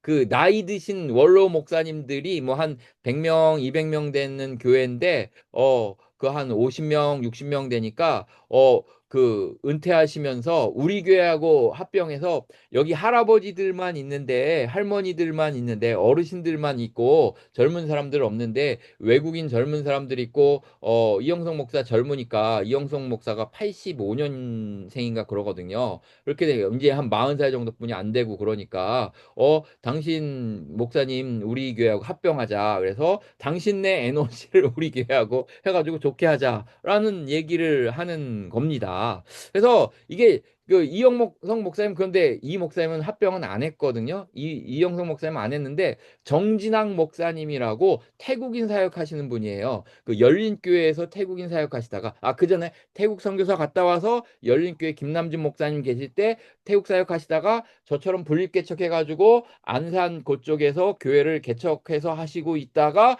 노회 할아버지 목사님들이 교회를 합치자라고 해서 매양교회하고 합쳤어요. 거기는 할아버지 교회들하고 합쳤어요. 교회가 한 200평, 300평 되는데 교인이 옛날엔 200명이었다는데 지금 할아버지 할머니 20명만 계시는 평균 교회 나이 7, 80세인 교회하고 태국 청년들하고 교회를 합쳐가지고 교회가 합병한 지 이제 1년 한 6개월 됐어요. 이거는 뭔 얘기냐? 어, 이주민 교회와 관련된 한국 교회의 새로운 흐름이 형성되어지고 있다. 하나님의 은혜가 부어주시는 부분들에 있어서 새로운 그릇으로서 요 부분들이 형성되어지고, 이 외국인들과 한국인들이 교회 안에서 하나 되는 거는 단순히 교회 문제가 아니라 법과 제도로 해결이 안 되는 부분들을, 그 해결을 못하는 부작용을 교회가 해결해주고, 이게 교회의 문제가 아니라 대사회적인 문제로까지 확장되어지고, 이것이 사회적인 기능도 할 수 있을 시간이 앞으로 5년, 10년, 20년 안에 이게 잘 흐름을 형성되어져 가면, 저는 이렇게 얘기해요. 돈독에 빠진 영혼들을 해독제로서 온전히 거룩함을 회복시키는 부분들을 이 한국 성도들과 함께 이루어 간다면은 맛을 잃은 소금이다라고 욕먹는 한국 교회가 다시 한 번 더 온전히 서는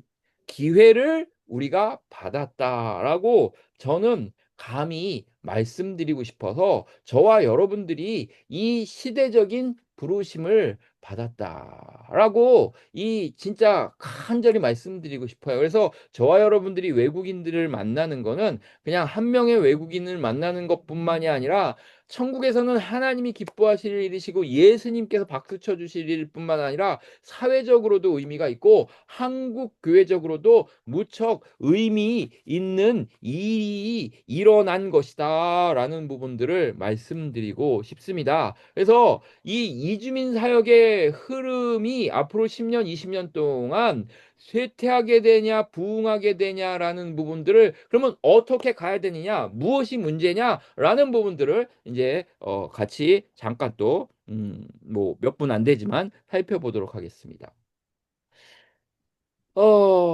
사회적으로, 교계적으로 증가한 이주민 사역의 관심사를 우리가 어떻게 소화할 거냐라는 게 되게 중요하거든요. 이게 한국교회 트렌드라는 거 보이세요? 이게 한국교회 트렌드 2026, 요거 이제 매년 나오는 책이거든요. 이게 되게 유명해서 몇 년째 이 책이 나오고 있는데, 여기 한국교회 트렌드 2026년에, 올해 이게 언제 몇 달 안 됐어요. 나온 지 얼마 안 된 책인데 26년도 9월 말에 나온 책인데, 26년도 트렌드의 맨 마지막이 보이세요? 이주민 사역 딱 들어가 있어요. 이렇게. 그래서 한국교회에서 중요한 사역이 이주민이 되어져 버렸는데, 이거를 우리는 어떻게 소화해야 되느냐라는 거가 되게 중요한 시대적인 문제가 됐어요. 그래서 이주민 사역은 단순히 이주민 사역에 영향을 미치는 것을 초월하는 시기가 되어져 버렸고, 장래 한국 기독교 지형에 영향을 미치게 되는 그런 이주민 사역이 돼 버렸고, 그리고 이제 그러면은 여기서 우리가 무엇을 어떻게, 과거 30년 넘게 35년 이주민 사역을 진행해 온 방식의 초점을 바꿔야 되는데, 무엇을 어떻게 초점을 재조정을 해서 튜닝을 해야 되는가라는 부분들을 같이 살펴보도록 하겠습니다. 이주민 사역 역사 30년, 35년을 요 한 표에 제가 요약해 봤습니다. 현재는 3기라고 저는 생각되어져 있는데요. 1기는 이제 그때는 짧게 말씀드리면은 외선역과 외노엽 시대인데 산업연수생 시대다라고 말씀드리고 싶어요. 외국인들에 대해서 산업연수라는 제도로 외국인들을 받아들였어요. 요 얘기에 많은 거가 포함되어져 있는데 연수입니다. 노동이 아닙니다. 여기에 많은 거가 포함되어져 있어요. 노동이 아니고 연수예요. 노동을 하는데. 그러니까 법과 제도가 미비해요. 법과 제도가 미비한 그런 그 사람들의 갈급함이 있었던 그 갭을 누가 채워줬느냐?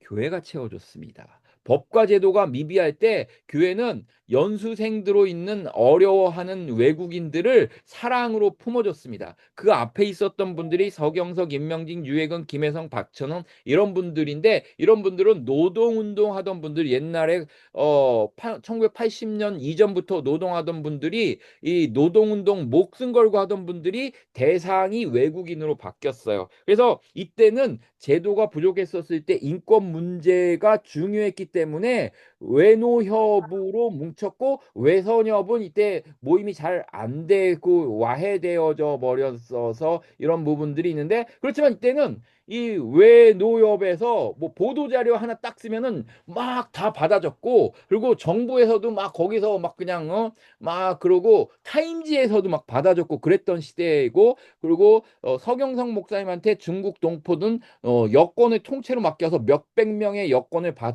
받아가지고 있는 사회적인 영향력이 있었었어요. 사랑으로 받아줬기 때문에. 그런데 이런 시대에 외국인들이 이 이제 2003년도 4년도 넘어가면서 산업연수가 고용허가제로 바뀝니다. 이거는 고용을 국가가 허락해주는 제도입니다. 그렇게 되다 보니까 그리고 또 요때 중요해지는 거가 이주민이 조금 지나면서 100만 명이 넘어가면서 요때 두 가지가 중요했는데 하나는 고용허가제와 등과 더불어 외국인 노동자 지원센터, 다문화 가족 지원센터 이런 거가 많이 생기고 그리고 제한 외국인 지원 법으로 생기고 법과 제도가 정비가 되어지고 그리고 또 이때 인터넷이 보급되면서 옛날에는 SNS가 없었을 때 그 사회적인 그 컨택 허브를 교회가 감당을 했었었는데 이제 SNS로 이런 부분들이 감당이 되니까 자, 이제는 교회에 올 필요가 없어졌습니다.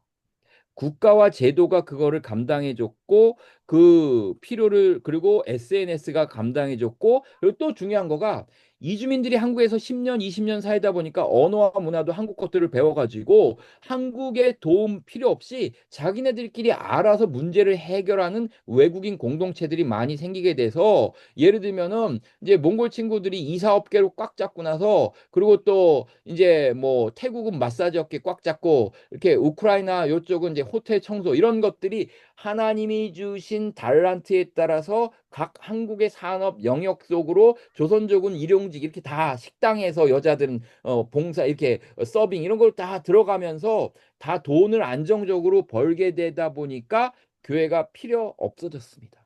이게 되게 중요한 얘기인데 1990년대와 2000년대 초반은 필요에 의해서 교회에 왔다가 2기 때 이선한 모임 때 이때는 전국적 모임이 이선한이었는데 요때는 필요가 없어져서 교회를 떠났어요.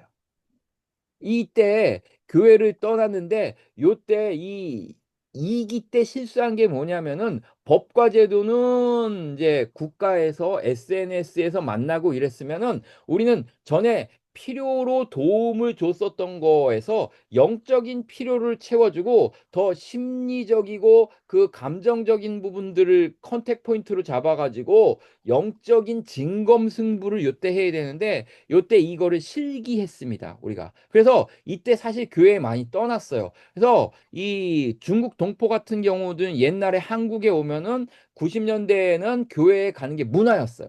한국도 미국 가면은 교회 가는 게 문화였던 시절이 있었잖아요. 미국에 가면은 무조건 교회를 가라.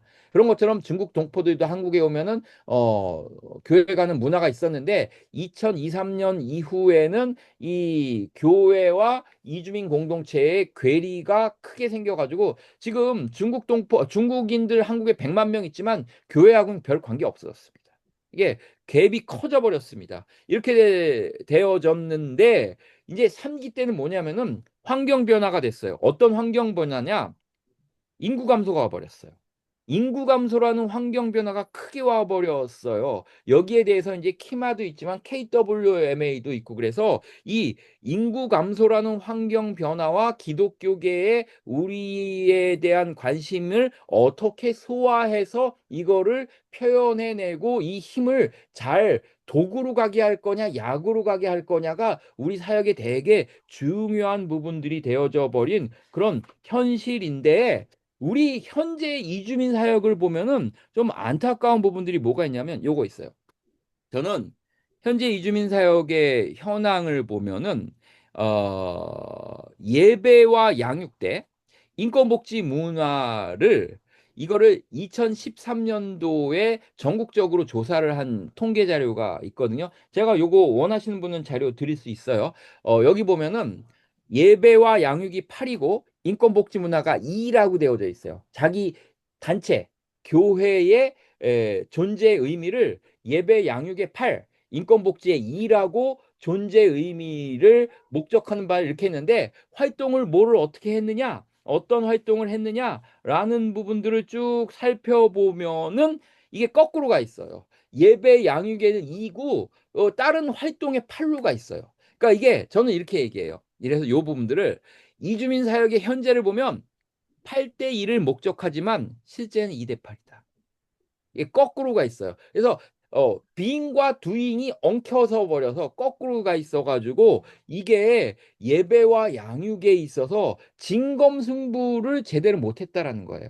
요거를 그 간단하게 말씀드리면은 이게 요런 겁니다. 이게 간단하게 말씀드리면은 한마디로 얘기해서 이주민들과 컨택 포인트를 잡고 뭐 한국말 가르쳐주고 아픈 거 이렇게 해주고 저도 그거 합니다. 꼭 해야 됩니다. 안 하자는 얘기 아닙니다. 꼭 해야 됩니다. 저도 그거 하고 있습니다. 열심히 합니다. 근데 그거를 하는 거를 뛰어넘어서 제자 양육하고 성경 공부하고 사람의 영혼이 바뀌게끔 이 돈독 오른 사람이 돈독이 빠질 수 있게끔 사역이 요게 돼야 되거든요. 예수 그리스도 때문에 돈독이 빠질 수 있게끔 사역을 해야 되는데 성경 공부, 예배, 기도회, 신방 이거를 통해서 돈독이 빠지는 해독제 사역을 해야 되는데 여기까지 가지 못하고 접촉점만 가다가 끝나버린다라는 거예요. 요게 우리가 아직 진검승부를 못했다는 것입니다.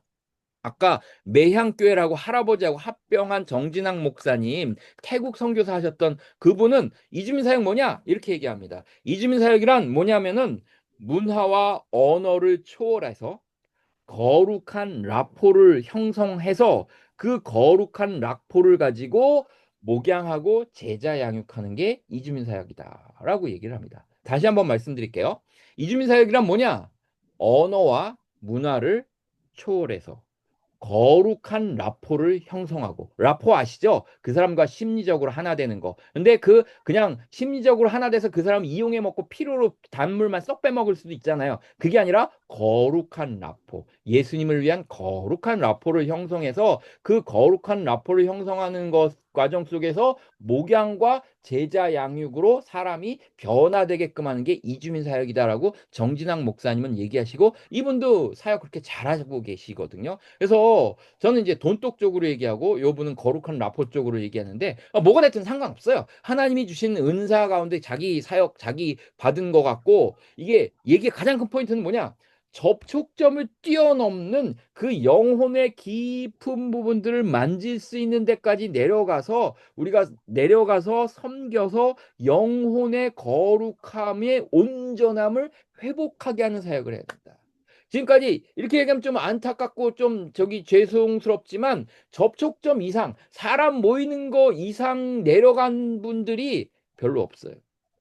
목양에 관해서 진짜 깊은 목양 사역하시는 우리 사역자분들이 손에 꼽혀요. 우리 뭐 이주민 사역하는 사람 1000유니트라고 1000개 교회다 1000개 단체다라고 얘기하는데 이 영혼의 깊이를 만질 수 있는 사람 이게 몇 없어요. 요 몇 없어요. 이거를 해야 되거든요. 이거를 해야 되는데 인권복지 문화 해야 됩니다. 저도 하고 있습니다. 매우 중요합니다. 꼭 해야 됩니다. 하지만 이거를 뛰어넘어서 예배와 양육으로 삼위일체의 거룩한 온전한 하나님과의 관계 속에서 페리코레시스 코이노니아를 이루어서 거룩함을 회복해서 주님의 자녀로 그 제자로 세우는 이 사역을 해야지 해라라고 저와 여러분들이 주님이 부르셨습니다. 이주민 사역이 이거를 해야 되는데 이거를 못했다라는 것입니다. 이게 매우 안타깝고요. 이주민 사역의 현실 스케치 안타까운 부분들을 솔직히 까놓고 말씀드립니다. 죄송합니다. 이게 제가 이게 좀 제 관점에서 제 소견으로는 제한이주민 사역 평균값의 사역자들은 재정 부족으로 곤란해합니다. 현실에서 사역자들이 다 대출이 있습니다. 돈이 없어서 안 되니까. 그리고 또 이거는 또 조금 안타까운 건데 독고다이 스타일로 하다 보니까 사역적 피로도가 높습니다. 그리고 생계를 위한 일과 사역을 하고 하다 보니까 힘들어 하고 있습니다.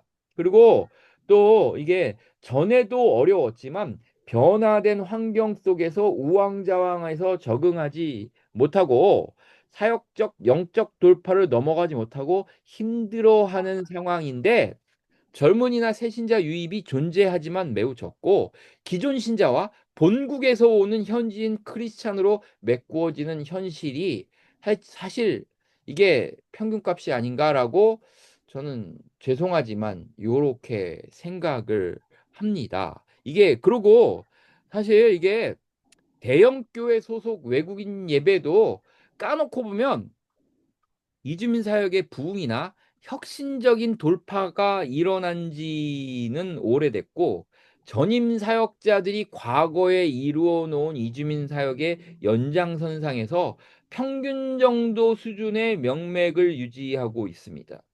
한국 교회에 소속한 외국인 사역자들은 목사님이시지만 파트타임 사역자로 있어요.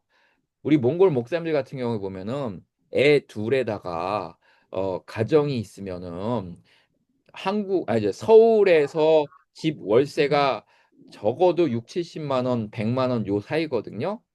그러고 집 월세인데 교회 이게 파트타임 사역자라고 제가 완곡하게 표현을 했지만 이 얘기는 무슨 얘기에 포함되어져 있냐면은 한 달에 한 100만 원 받거든요.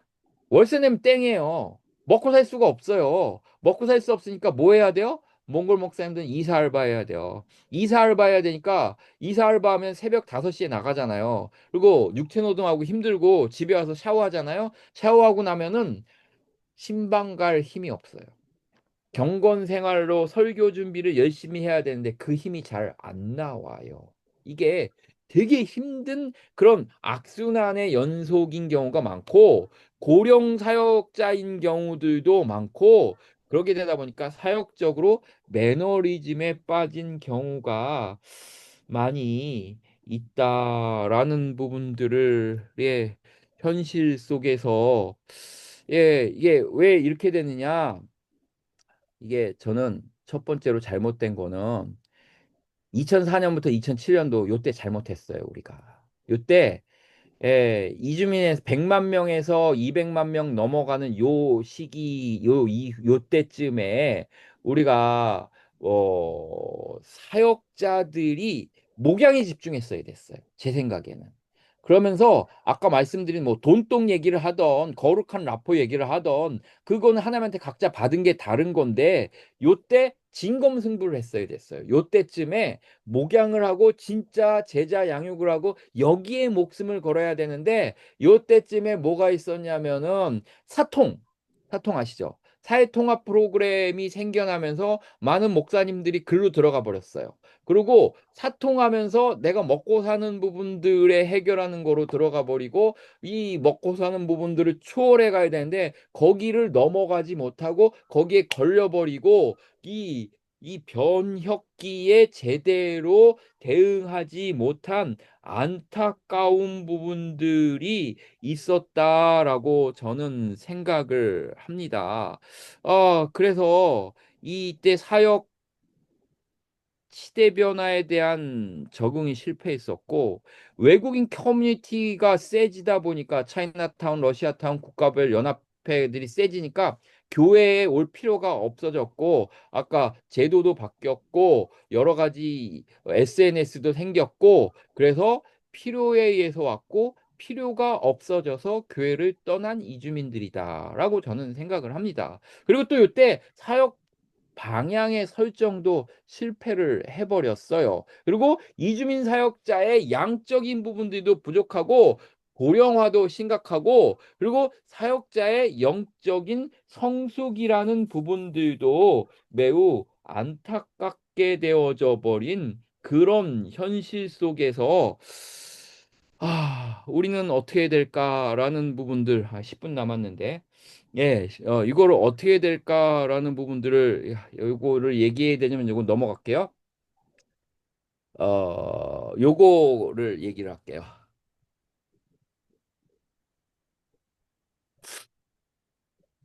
한국의 이제 향후 이주민 사역과 관련된 교회 유형은 뭘까? 이제 제가 이제 생각해보고 고민해봤습니다. 이주민 관련된 교회의 유형을 몇 가지로 나눠봤는데 첫 번째, 이주민 사역이 필요 없다고 그래서 아예 안 하는 교회가 있습니다. 뭐 여기는 분명히 또 이런 교회들 꽤 있습니다. 이주민들 싫어하고 그러다 보니까. 근데 여기는 그렇게 많지는 않고 대다수의 교회는 이제 이주민 사역을 해야 되는데라는 부담감을 갖고 강사로 초청을 합니다. 그래서 실제로 이제 무슨 선교 축제 이런 날이나 아니면 뭐 헌신회나 이런 것 때 이제 강사로 부르셔서 저도 가서 설교하보기도 하면은 설교를 하면 은혜 받았다고 그러고 좋다고 그러고 이제 그러십니다. 그러고 나서 이제 장로님들하고 설교 끝나고 예배 끝나고 차담회 하잖아요. 차담회를 하면은 차담회 하면서 이제 이렇게 뭐 은혜 받았다고 좋다고 그렇게 해서 얘기하다가 당연히 이주민 사역 얘기가 나오잖아요. 제가 무슨 얘기 하겠어요. 이주민 사역 얘기를 하다가 보면 장로님 이렇게 전도하시면서 이렇게 뭐 하시냐고 물어보고 이렇게 해가지고 전도하시고 그래서 이주민 사역 이렇게 해보시죠 라고 하면 뭐라 그러는지 알아요? 다 똑같아요. 제가 어떻게 저는 그런 거 못해. 전도는 제가 좀 이런 거는 못하고 어려워서 못해요 라고 하면서 부담감만 갖고 있고 강사로 초청해서 은혜 받는다라고 하는 것만 가고 현실로 나아가자라고 얘기하면 다 못 나가는 게 거의 대부분의 경우가 여기에요. 그리고 그다음에 형식적인 이주민 사역을 하는 교회들이 있어요. 여기는 뭐냐면은 이제 열심히 있는 집사님이나 장로님이나 뭐 교역자나 누가 됐든 한 분 정도가 한두 분이 있고 그리고 거기에 딸려오신 분들이 있는데 교회는 전체적으로 봐서는 별 마음이 없어요. 그래가지고 실질적으로는 형식적인 이주민 사역이 되고 이렇게 되는 경우는 이제 통역자를 두는 경우가 대부분이거든요. 통역자로 둬서 교회 목사님 거를 통역하게 하거나 아니면 예배를 드리기는 하는데 10명 미만 모이거나 그렇게 해서 통역자들이 열심히 없는 경우들도 많고 그러다 보니까 형식적인 이주민 사역 열심히 있는 분 한두 분이 계시지만 큰 흐름으로 봐서는 형식적인 이주민 사역하는 교회들도 많이 있는 경우를 봅니다. 그리고 그 다음에 뭐냐면은 외국인을 모으는 기술을 배워요. 이게 SNS를 통해서 제가 어느 교회라고 말씀을 드리긴 힘들지만 어쨌든 외국인을 모으는 기술을 배워가지고 이제 외국인들을 모으는데 성공해서 이렇게 모이는 교회들이 있습니다. 근데 또 이게 오래되다 보니까 이주민 사역을 오래 한 늙은 교회들도 나왔어요. 그래가지고 이런 스타일의 교회들도 나오기 시작을 했어요. 근데 저희가 희망하기는 작지만 진실한 공동체가 있는 교회들이 있어요. 이게 한국 분들이나 또 성숙한 이주민들 신앙의 선배들이 새로운 친구들을 잘 잡아주고 세워주고 하면서 접촉점 되게 중요합니다. 꼭 있어야 됩니다. 이주민들은 하면 없어집니다. 접촉점이 계속 유지돼서 들어온 사람 없으면은 휙 없어져요. 이거 되게 중요합니다. 근데 그 친구들은 접촉점은 필요 때문에 오거든요. 필요 때문에 와서 필요 때문에 왔다가 그거로 인해서 하나님을 만날 수 있는 기회가 제공되어지는 거예요. 예를 들면 이런 게 있었어요. 아까 이제 저 기타 칠 때 나왔었던 자매 같은 경우가 17살 때, 18살 때 한국에 처음 왔어요. 요 자매인데 한국에 처음 18살 때 왔어요. 이 친구가 케이팝을 좋아해가지고 이제 왔는데 언니는 이제 한국에서 서울대학교 졸업해가지고 직장 다니고 있었어요. 근데 언니가 이제 얘 그 등록금을 대줘가지고 어학당 돈을 대줘가지고 왔는데 언니가 얘한테 너는 한국어 어학당 2급 시험 봐가지고 2급에 합격하면 내가 너 돈 대주고 1급이면 나 너 보내버릴 거야 라고 얘기했거든요. 근데 물론 일부러 그런 거지만 1급은 낮은 거고 2급이 높은 겁니다. 그래서 이제 얘기했는데 얘가 하나님 전혀 모르던 애인데 이제 언니가 교회 다니까 따라왔어요. 그러면서 이제 처음에 기도 제목이 뭐였느냐? 제가 공부를 열심히 하긴 할 건데, 그, 레벨 테스트에서 2급이 되게 해주세요. 그러면 제가 교회 나가겠습니다. 라고 해가지고 2급이 이 레벨 테스트에서 됐을까요? 안 됐을까요? 예, 됐어요. 그래가지고 이제 교회를 다니기 시작을 했어요. 그리고 교회를 다니기 시작을 하고, 그렇게, 그, 언어 과정이 되고, 그 다음에 이제 그 연예계 뭐 이런 거 하고 싶어가지고 온 친구라 가지고 동국대학교 연극영화과를 들어갔는데, 이 친구가 춤 무용 쪽으로 전공으로 해서 들어갔는데 실기 시험을 봐야 되는데 이 발톱에 염증이 생겨서 수술을 해야 되는데 시험 날짜여가지고 얘가 되게 힘들어하고 그랬었을 때 이제 같이 기도하자. 기도하면서 하나님이 합격해 주실 거야라고 해가지고 수술을 해서 발톱을 빼서 이게 자라야 된다 그러는데 그냥 시험을 봤는데 얘가 하여튼 500명 중에서 5명 뽑는 건데 합격을 했어요. 그래가지고 얘가 하나님이 나를 이끌어 주셨다라는 간증이 생겼고 제가 가장 중요한 거는 뭐냐면은 이 성공똑 돈똑이 들어가는 순간에 어려운 게 꼭 나와요. 이게 대학의 경우는 합격과 또 졸업 논문과 등록금과 요 가운데서 어려운 게 꼭 나오고 일할 때도 직장 취직과 거기 안에서 어려움이 꼭 나오는데 이 어려움을 기도를 같이 하면서 돌파를 해야 돼요. 접촉점은 거기에 있고 그거를 기도를 하면서 같이 돌파를 하면서 이게 선배들이 같이 이거를 해주면서 이게 진실한 공동체에는 간증이 많습니다. 간증은 거의 다 비자 문제, 학교 문제, 일 문제 요 부분들의 간증이 많은 작지만 진실한 공동체를 이루는 거. 제가 생각할 땐 뭐 50명에서 100명, 100명에서 200명 사이의 공동체를 이루는 거가 건강하고 그리고 또 진실함을 나누는 건강한 대형 교회도 있습니다. 그리고 여기다가 쓸 수는 없었지만 독을 나눠주는 대형 교회도 있지요. 하여튼 이렇게 해서 이 이주민 관련되어져서 이러한 형태의 교회들이 앞으로 있을 텐데 저는 저와 여러분들이 작지만 진실한 공동체를 이루거나 진실함을 나누는 건강한 대형 교회를 이루어가는 그곳에서 섬기시면서 여러 가지 부족한 교회들이 이쪽 교회로 작지만 진실한 공동체나 진실함을 나누는 건강한 대형 교회 돈독으로는 영혼이 빠질 수 있게 하고 그리고 언어와 문화를 초월해서 거룩한 라포를 형성해가는 이런 교회들을 이루어갈 때 분명히 대한민국 사회가 우리에게 온전한 교회를 박수칠 수 있게 되고 하나님이 기뻐하시는 그러한 교회를 저와 여러분들이 이루어 나갈 수 있을 것이다 라는 생각을 하면서 그러한 은혜의 축복이 저와 여러분들에게 임하실 수 있기를 주님의 이름으로 축원합니다. 네, 마쳤습니다. 감사합니다. 네. 아, 감사합니다, 정말, 목사님. 네.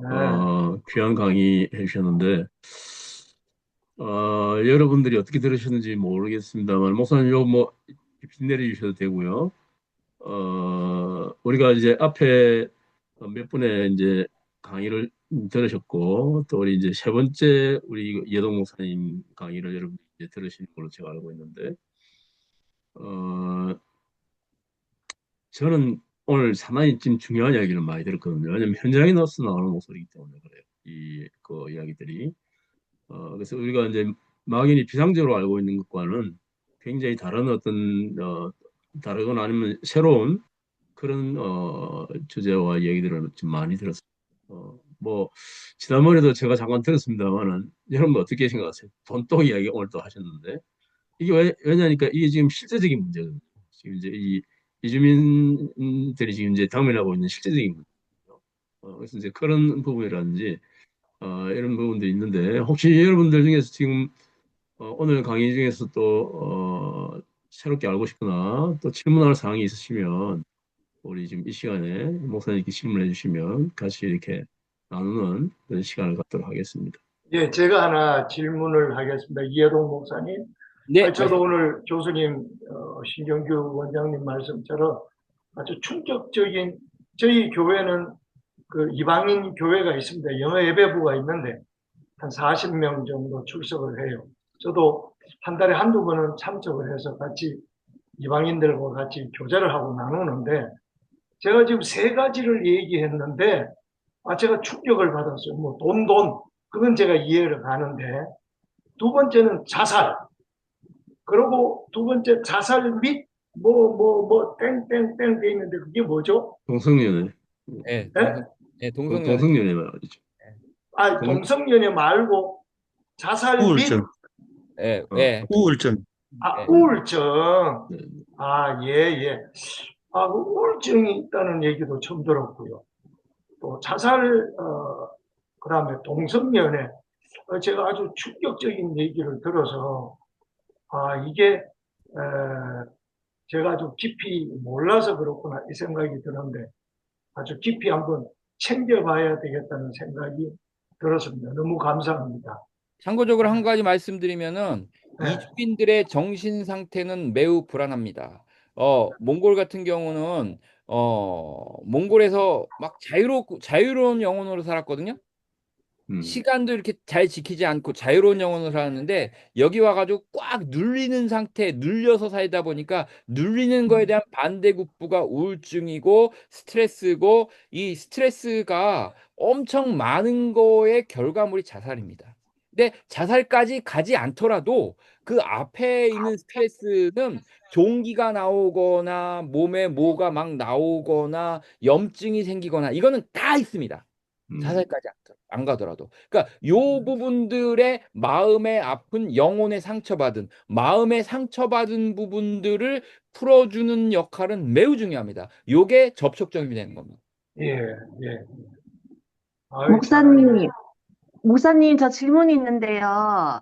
네, 네, 네, 안녕하십니까. 오늘 말씀 잘 들었습니다. 제가 좀 정이 많아서, 평소에도 남한테 좀 제가 많이 주는 돈 같은 거라든지 많이 나눠주는 스타일인데요.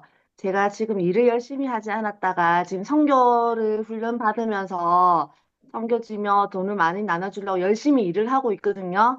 근데 만일에 이주민이라든지, 그런데 걔네들을 많이 봐가지고 제가 만일에 돈을 주잖아요.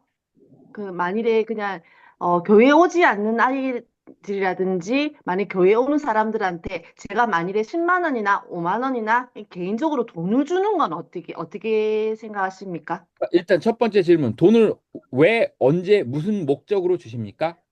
아니 그냥 예를 들어서 밥 사 먹어라.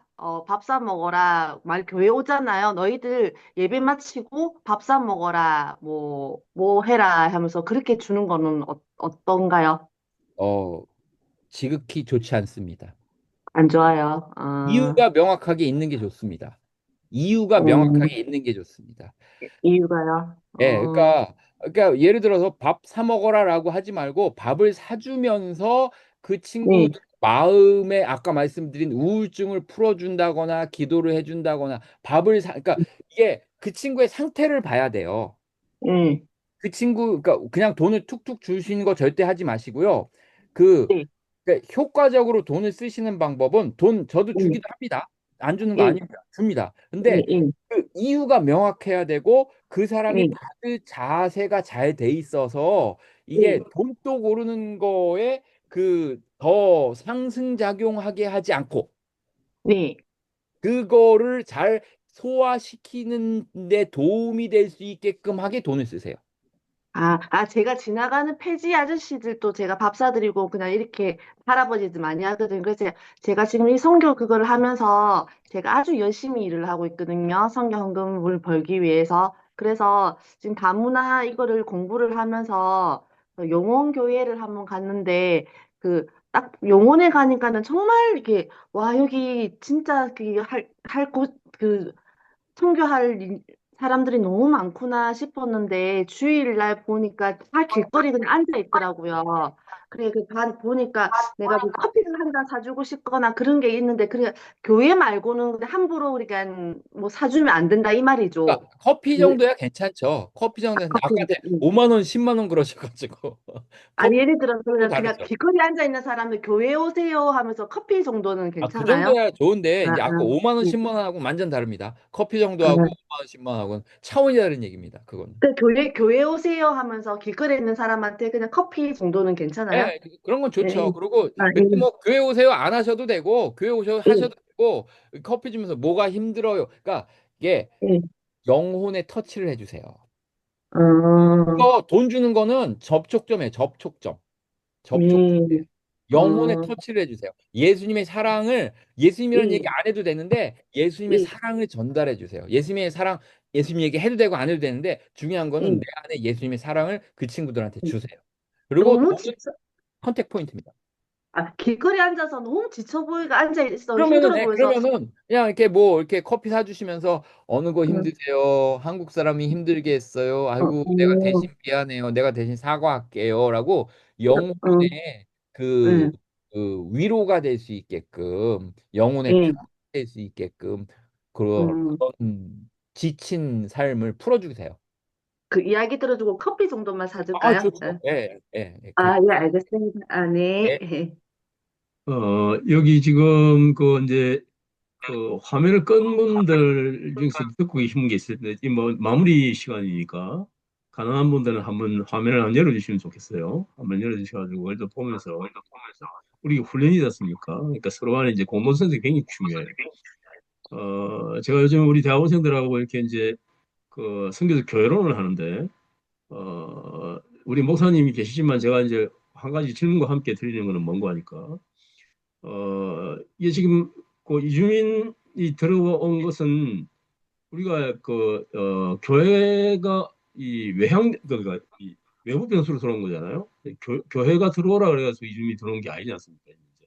그러니까 국가의 필요나 아니면 기업의 필요에 의해서 지금 들어온 그 외생적 변수거든요. 근데 외생적 변수로 들어왔기 때문에 일단 이분들에 대해서 케어는 우리가 해드려야 한다 이 말이죠. 이제 첫 번째 부분은 거기에 이제 그 기본적인 전제고 두 번째는 뭔가 하니까 개별적으로는 우리가 케어를 해주지만 지금 그 우리 교회적인 입장에서 봤으면 여러분도 잘 좀 느끼겠습니다만 한국 교회 전체가 한국 사회 전체가 지금 다운이 되면서 교회도 지금 완전히 이제 어떻게 보면 굉장히 많이 그 빨리 쇠퇴하고 있는 그런 상황이거든요. 그래서 지금 제가 오늘 뭐 여러 가지 이제 그 연세 많으신 그 우리 한국 교회와 또 젊은 유년 교회 이런 결합 하는 이런 부분 뭐 지난번에 우리가 이제 IFMM 그 세미나 하면서 제가 들은 바 있습니다만은 하나님께서 이주민을 보내신 우리 한국 교회에 보내신 굉장히 중요한 목적 중에 하나가 뭔가 하니까 내가 볼 때는 한국 교회를 다시 새롭게 하는 굉장히 중요한 지금 도구로 쓰신다는 느낌을 저는 개인적으로 받아요. 아멘, 이제 아멘. 그 부분에 대해서 우리가 생각을 좀 해야 될 것 같고 또 한 가지는 뭔가 하니까 우리 지금 국가적인 차원에서 지금 굉장히 활기도 잃어가고 있고 또 어떤 면에서는 이주민이 들어옴으로써 사회적 어떤 통합도 어떻게 이 훼손이 되는 측면도 있는 그런 복합적인 그런 이제 상황 속에 있기 때문에 이런 어떤 그 개인과 교회와 국가 전체적인 이런 부분에 대한 이번 또 우리 목사님 오랜만에 또 들어오셨으니까 또 목사님께서 한번 이야기 좀 해주시면 어떻겠나 하는 생각이 좀 들어요. 예. 그 일단 분명히 우리 이주민 사역은 이제는 우리만의 문제가 아니라 소리 잘 들리세요? 괜찮아요? 제가 네, 잘 조금 들립니다. 네. 예, 네, 예. 그 분명히 우리만의 문제가 아니라 인구 감소 시대라는 것도 분명히 중요한 요인이 되어져 버렸고 한국 기독교의 감소라는 것도 되게 중요한 시대적 상황이 되어졌는데 30년 이주민 사역은 뒷방 늙은이 했습니다.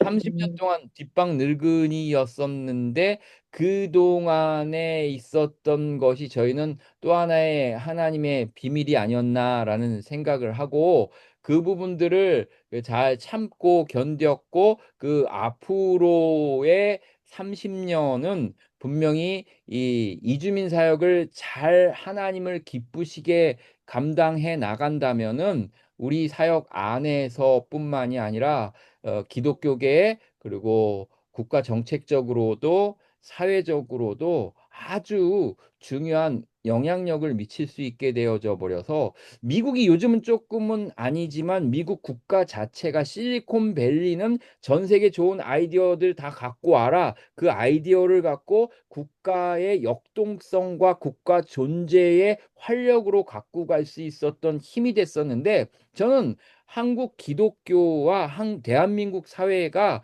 전 세계적인 인재들을 잘 받아들여서 그것을 하나의 좋은 긍정적인 에너지로 잘못 가면 자살하고 우울증에 돈독에 동성연애 가지만 복음을 온전히 믿어서 하나님의 은혜 안에 거하게 하는 역할만 저희가 트리거 역할을 잘 감당한다면은 역사적인 변혁을 이룰 수 있는 그리고 보다 더 크게 봐서는 아까 말씀 잘 시간이 없어서 못 드렸지만 그 선교적 DNA를 장착하고 있는 이주민들이 온전한 하나님의 은혜를 입게 되면은 이 그룹은 하나님의 은혜의 선교적 그룹으로 이주 목적의 세례를 받으면은 세상을 변화시킬 수 있는 그러한 선교 역사도 다시 쓸 수 있는 그룹으로서 다시 태어날 수 있기 때문에 요거는 아멘, 이주민 아멘, 사회뿐만이 아니라 국가적인 뿐만이 아니라 아멘. 선교 역사적으로도 되게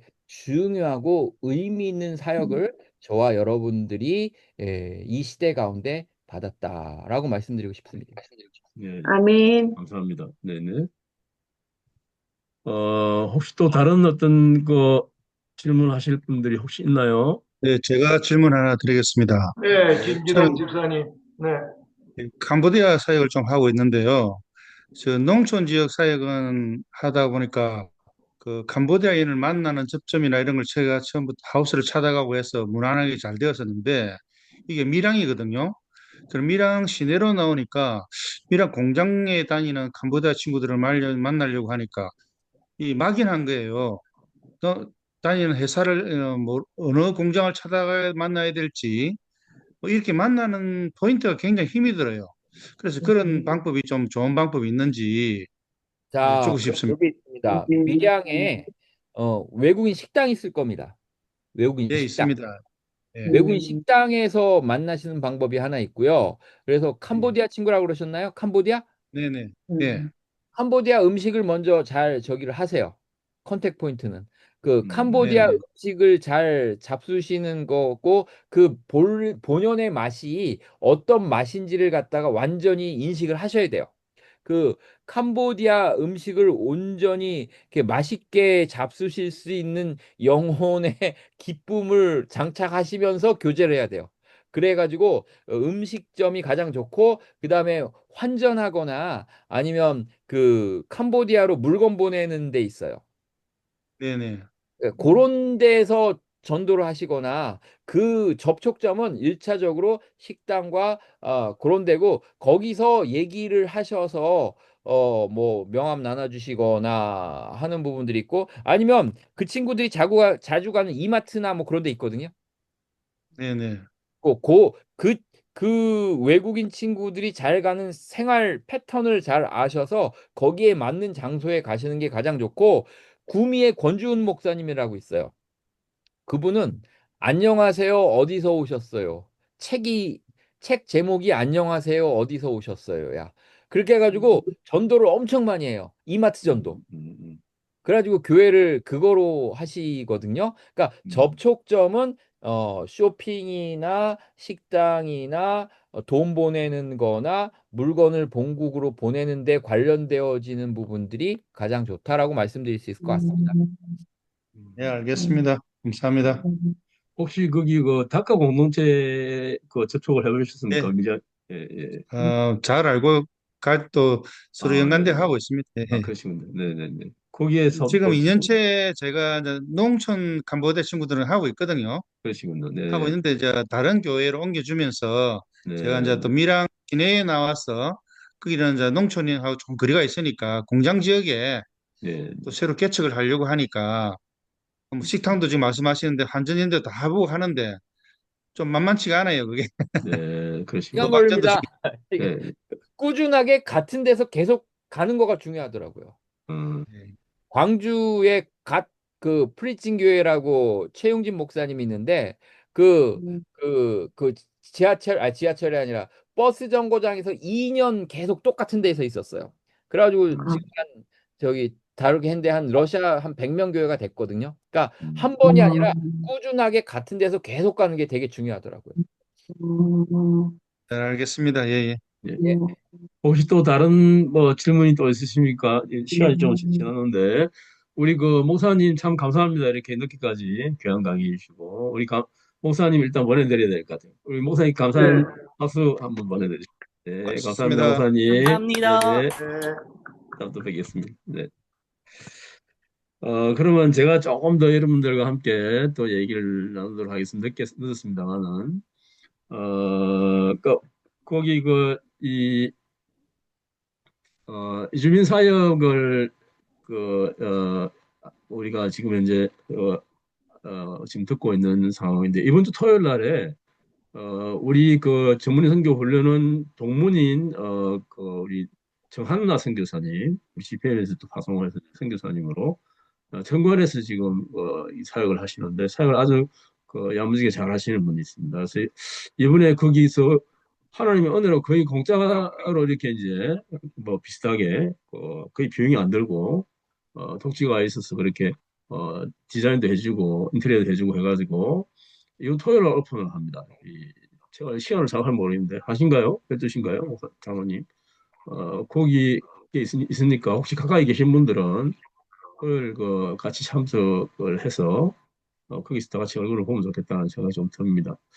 아무래도 이렇게 지금 줌으로 하기 때문에 제가 오늘 이제 연휴 한참 지나서 또 우리 이제 학생들 만나가지고 또 이렇게 학부학생들 만나서 이렇게 강의를 했는데 얼마나 이쁜지 몰라요 학생들이. 옛날에는 그런 생각이 안 드는데 나이가 드니까 좀 되게 심한 것 같아.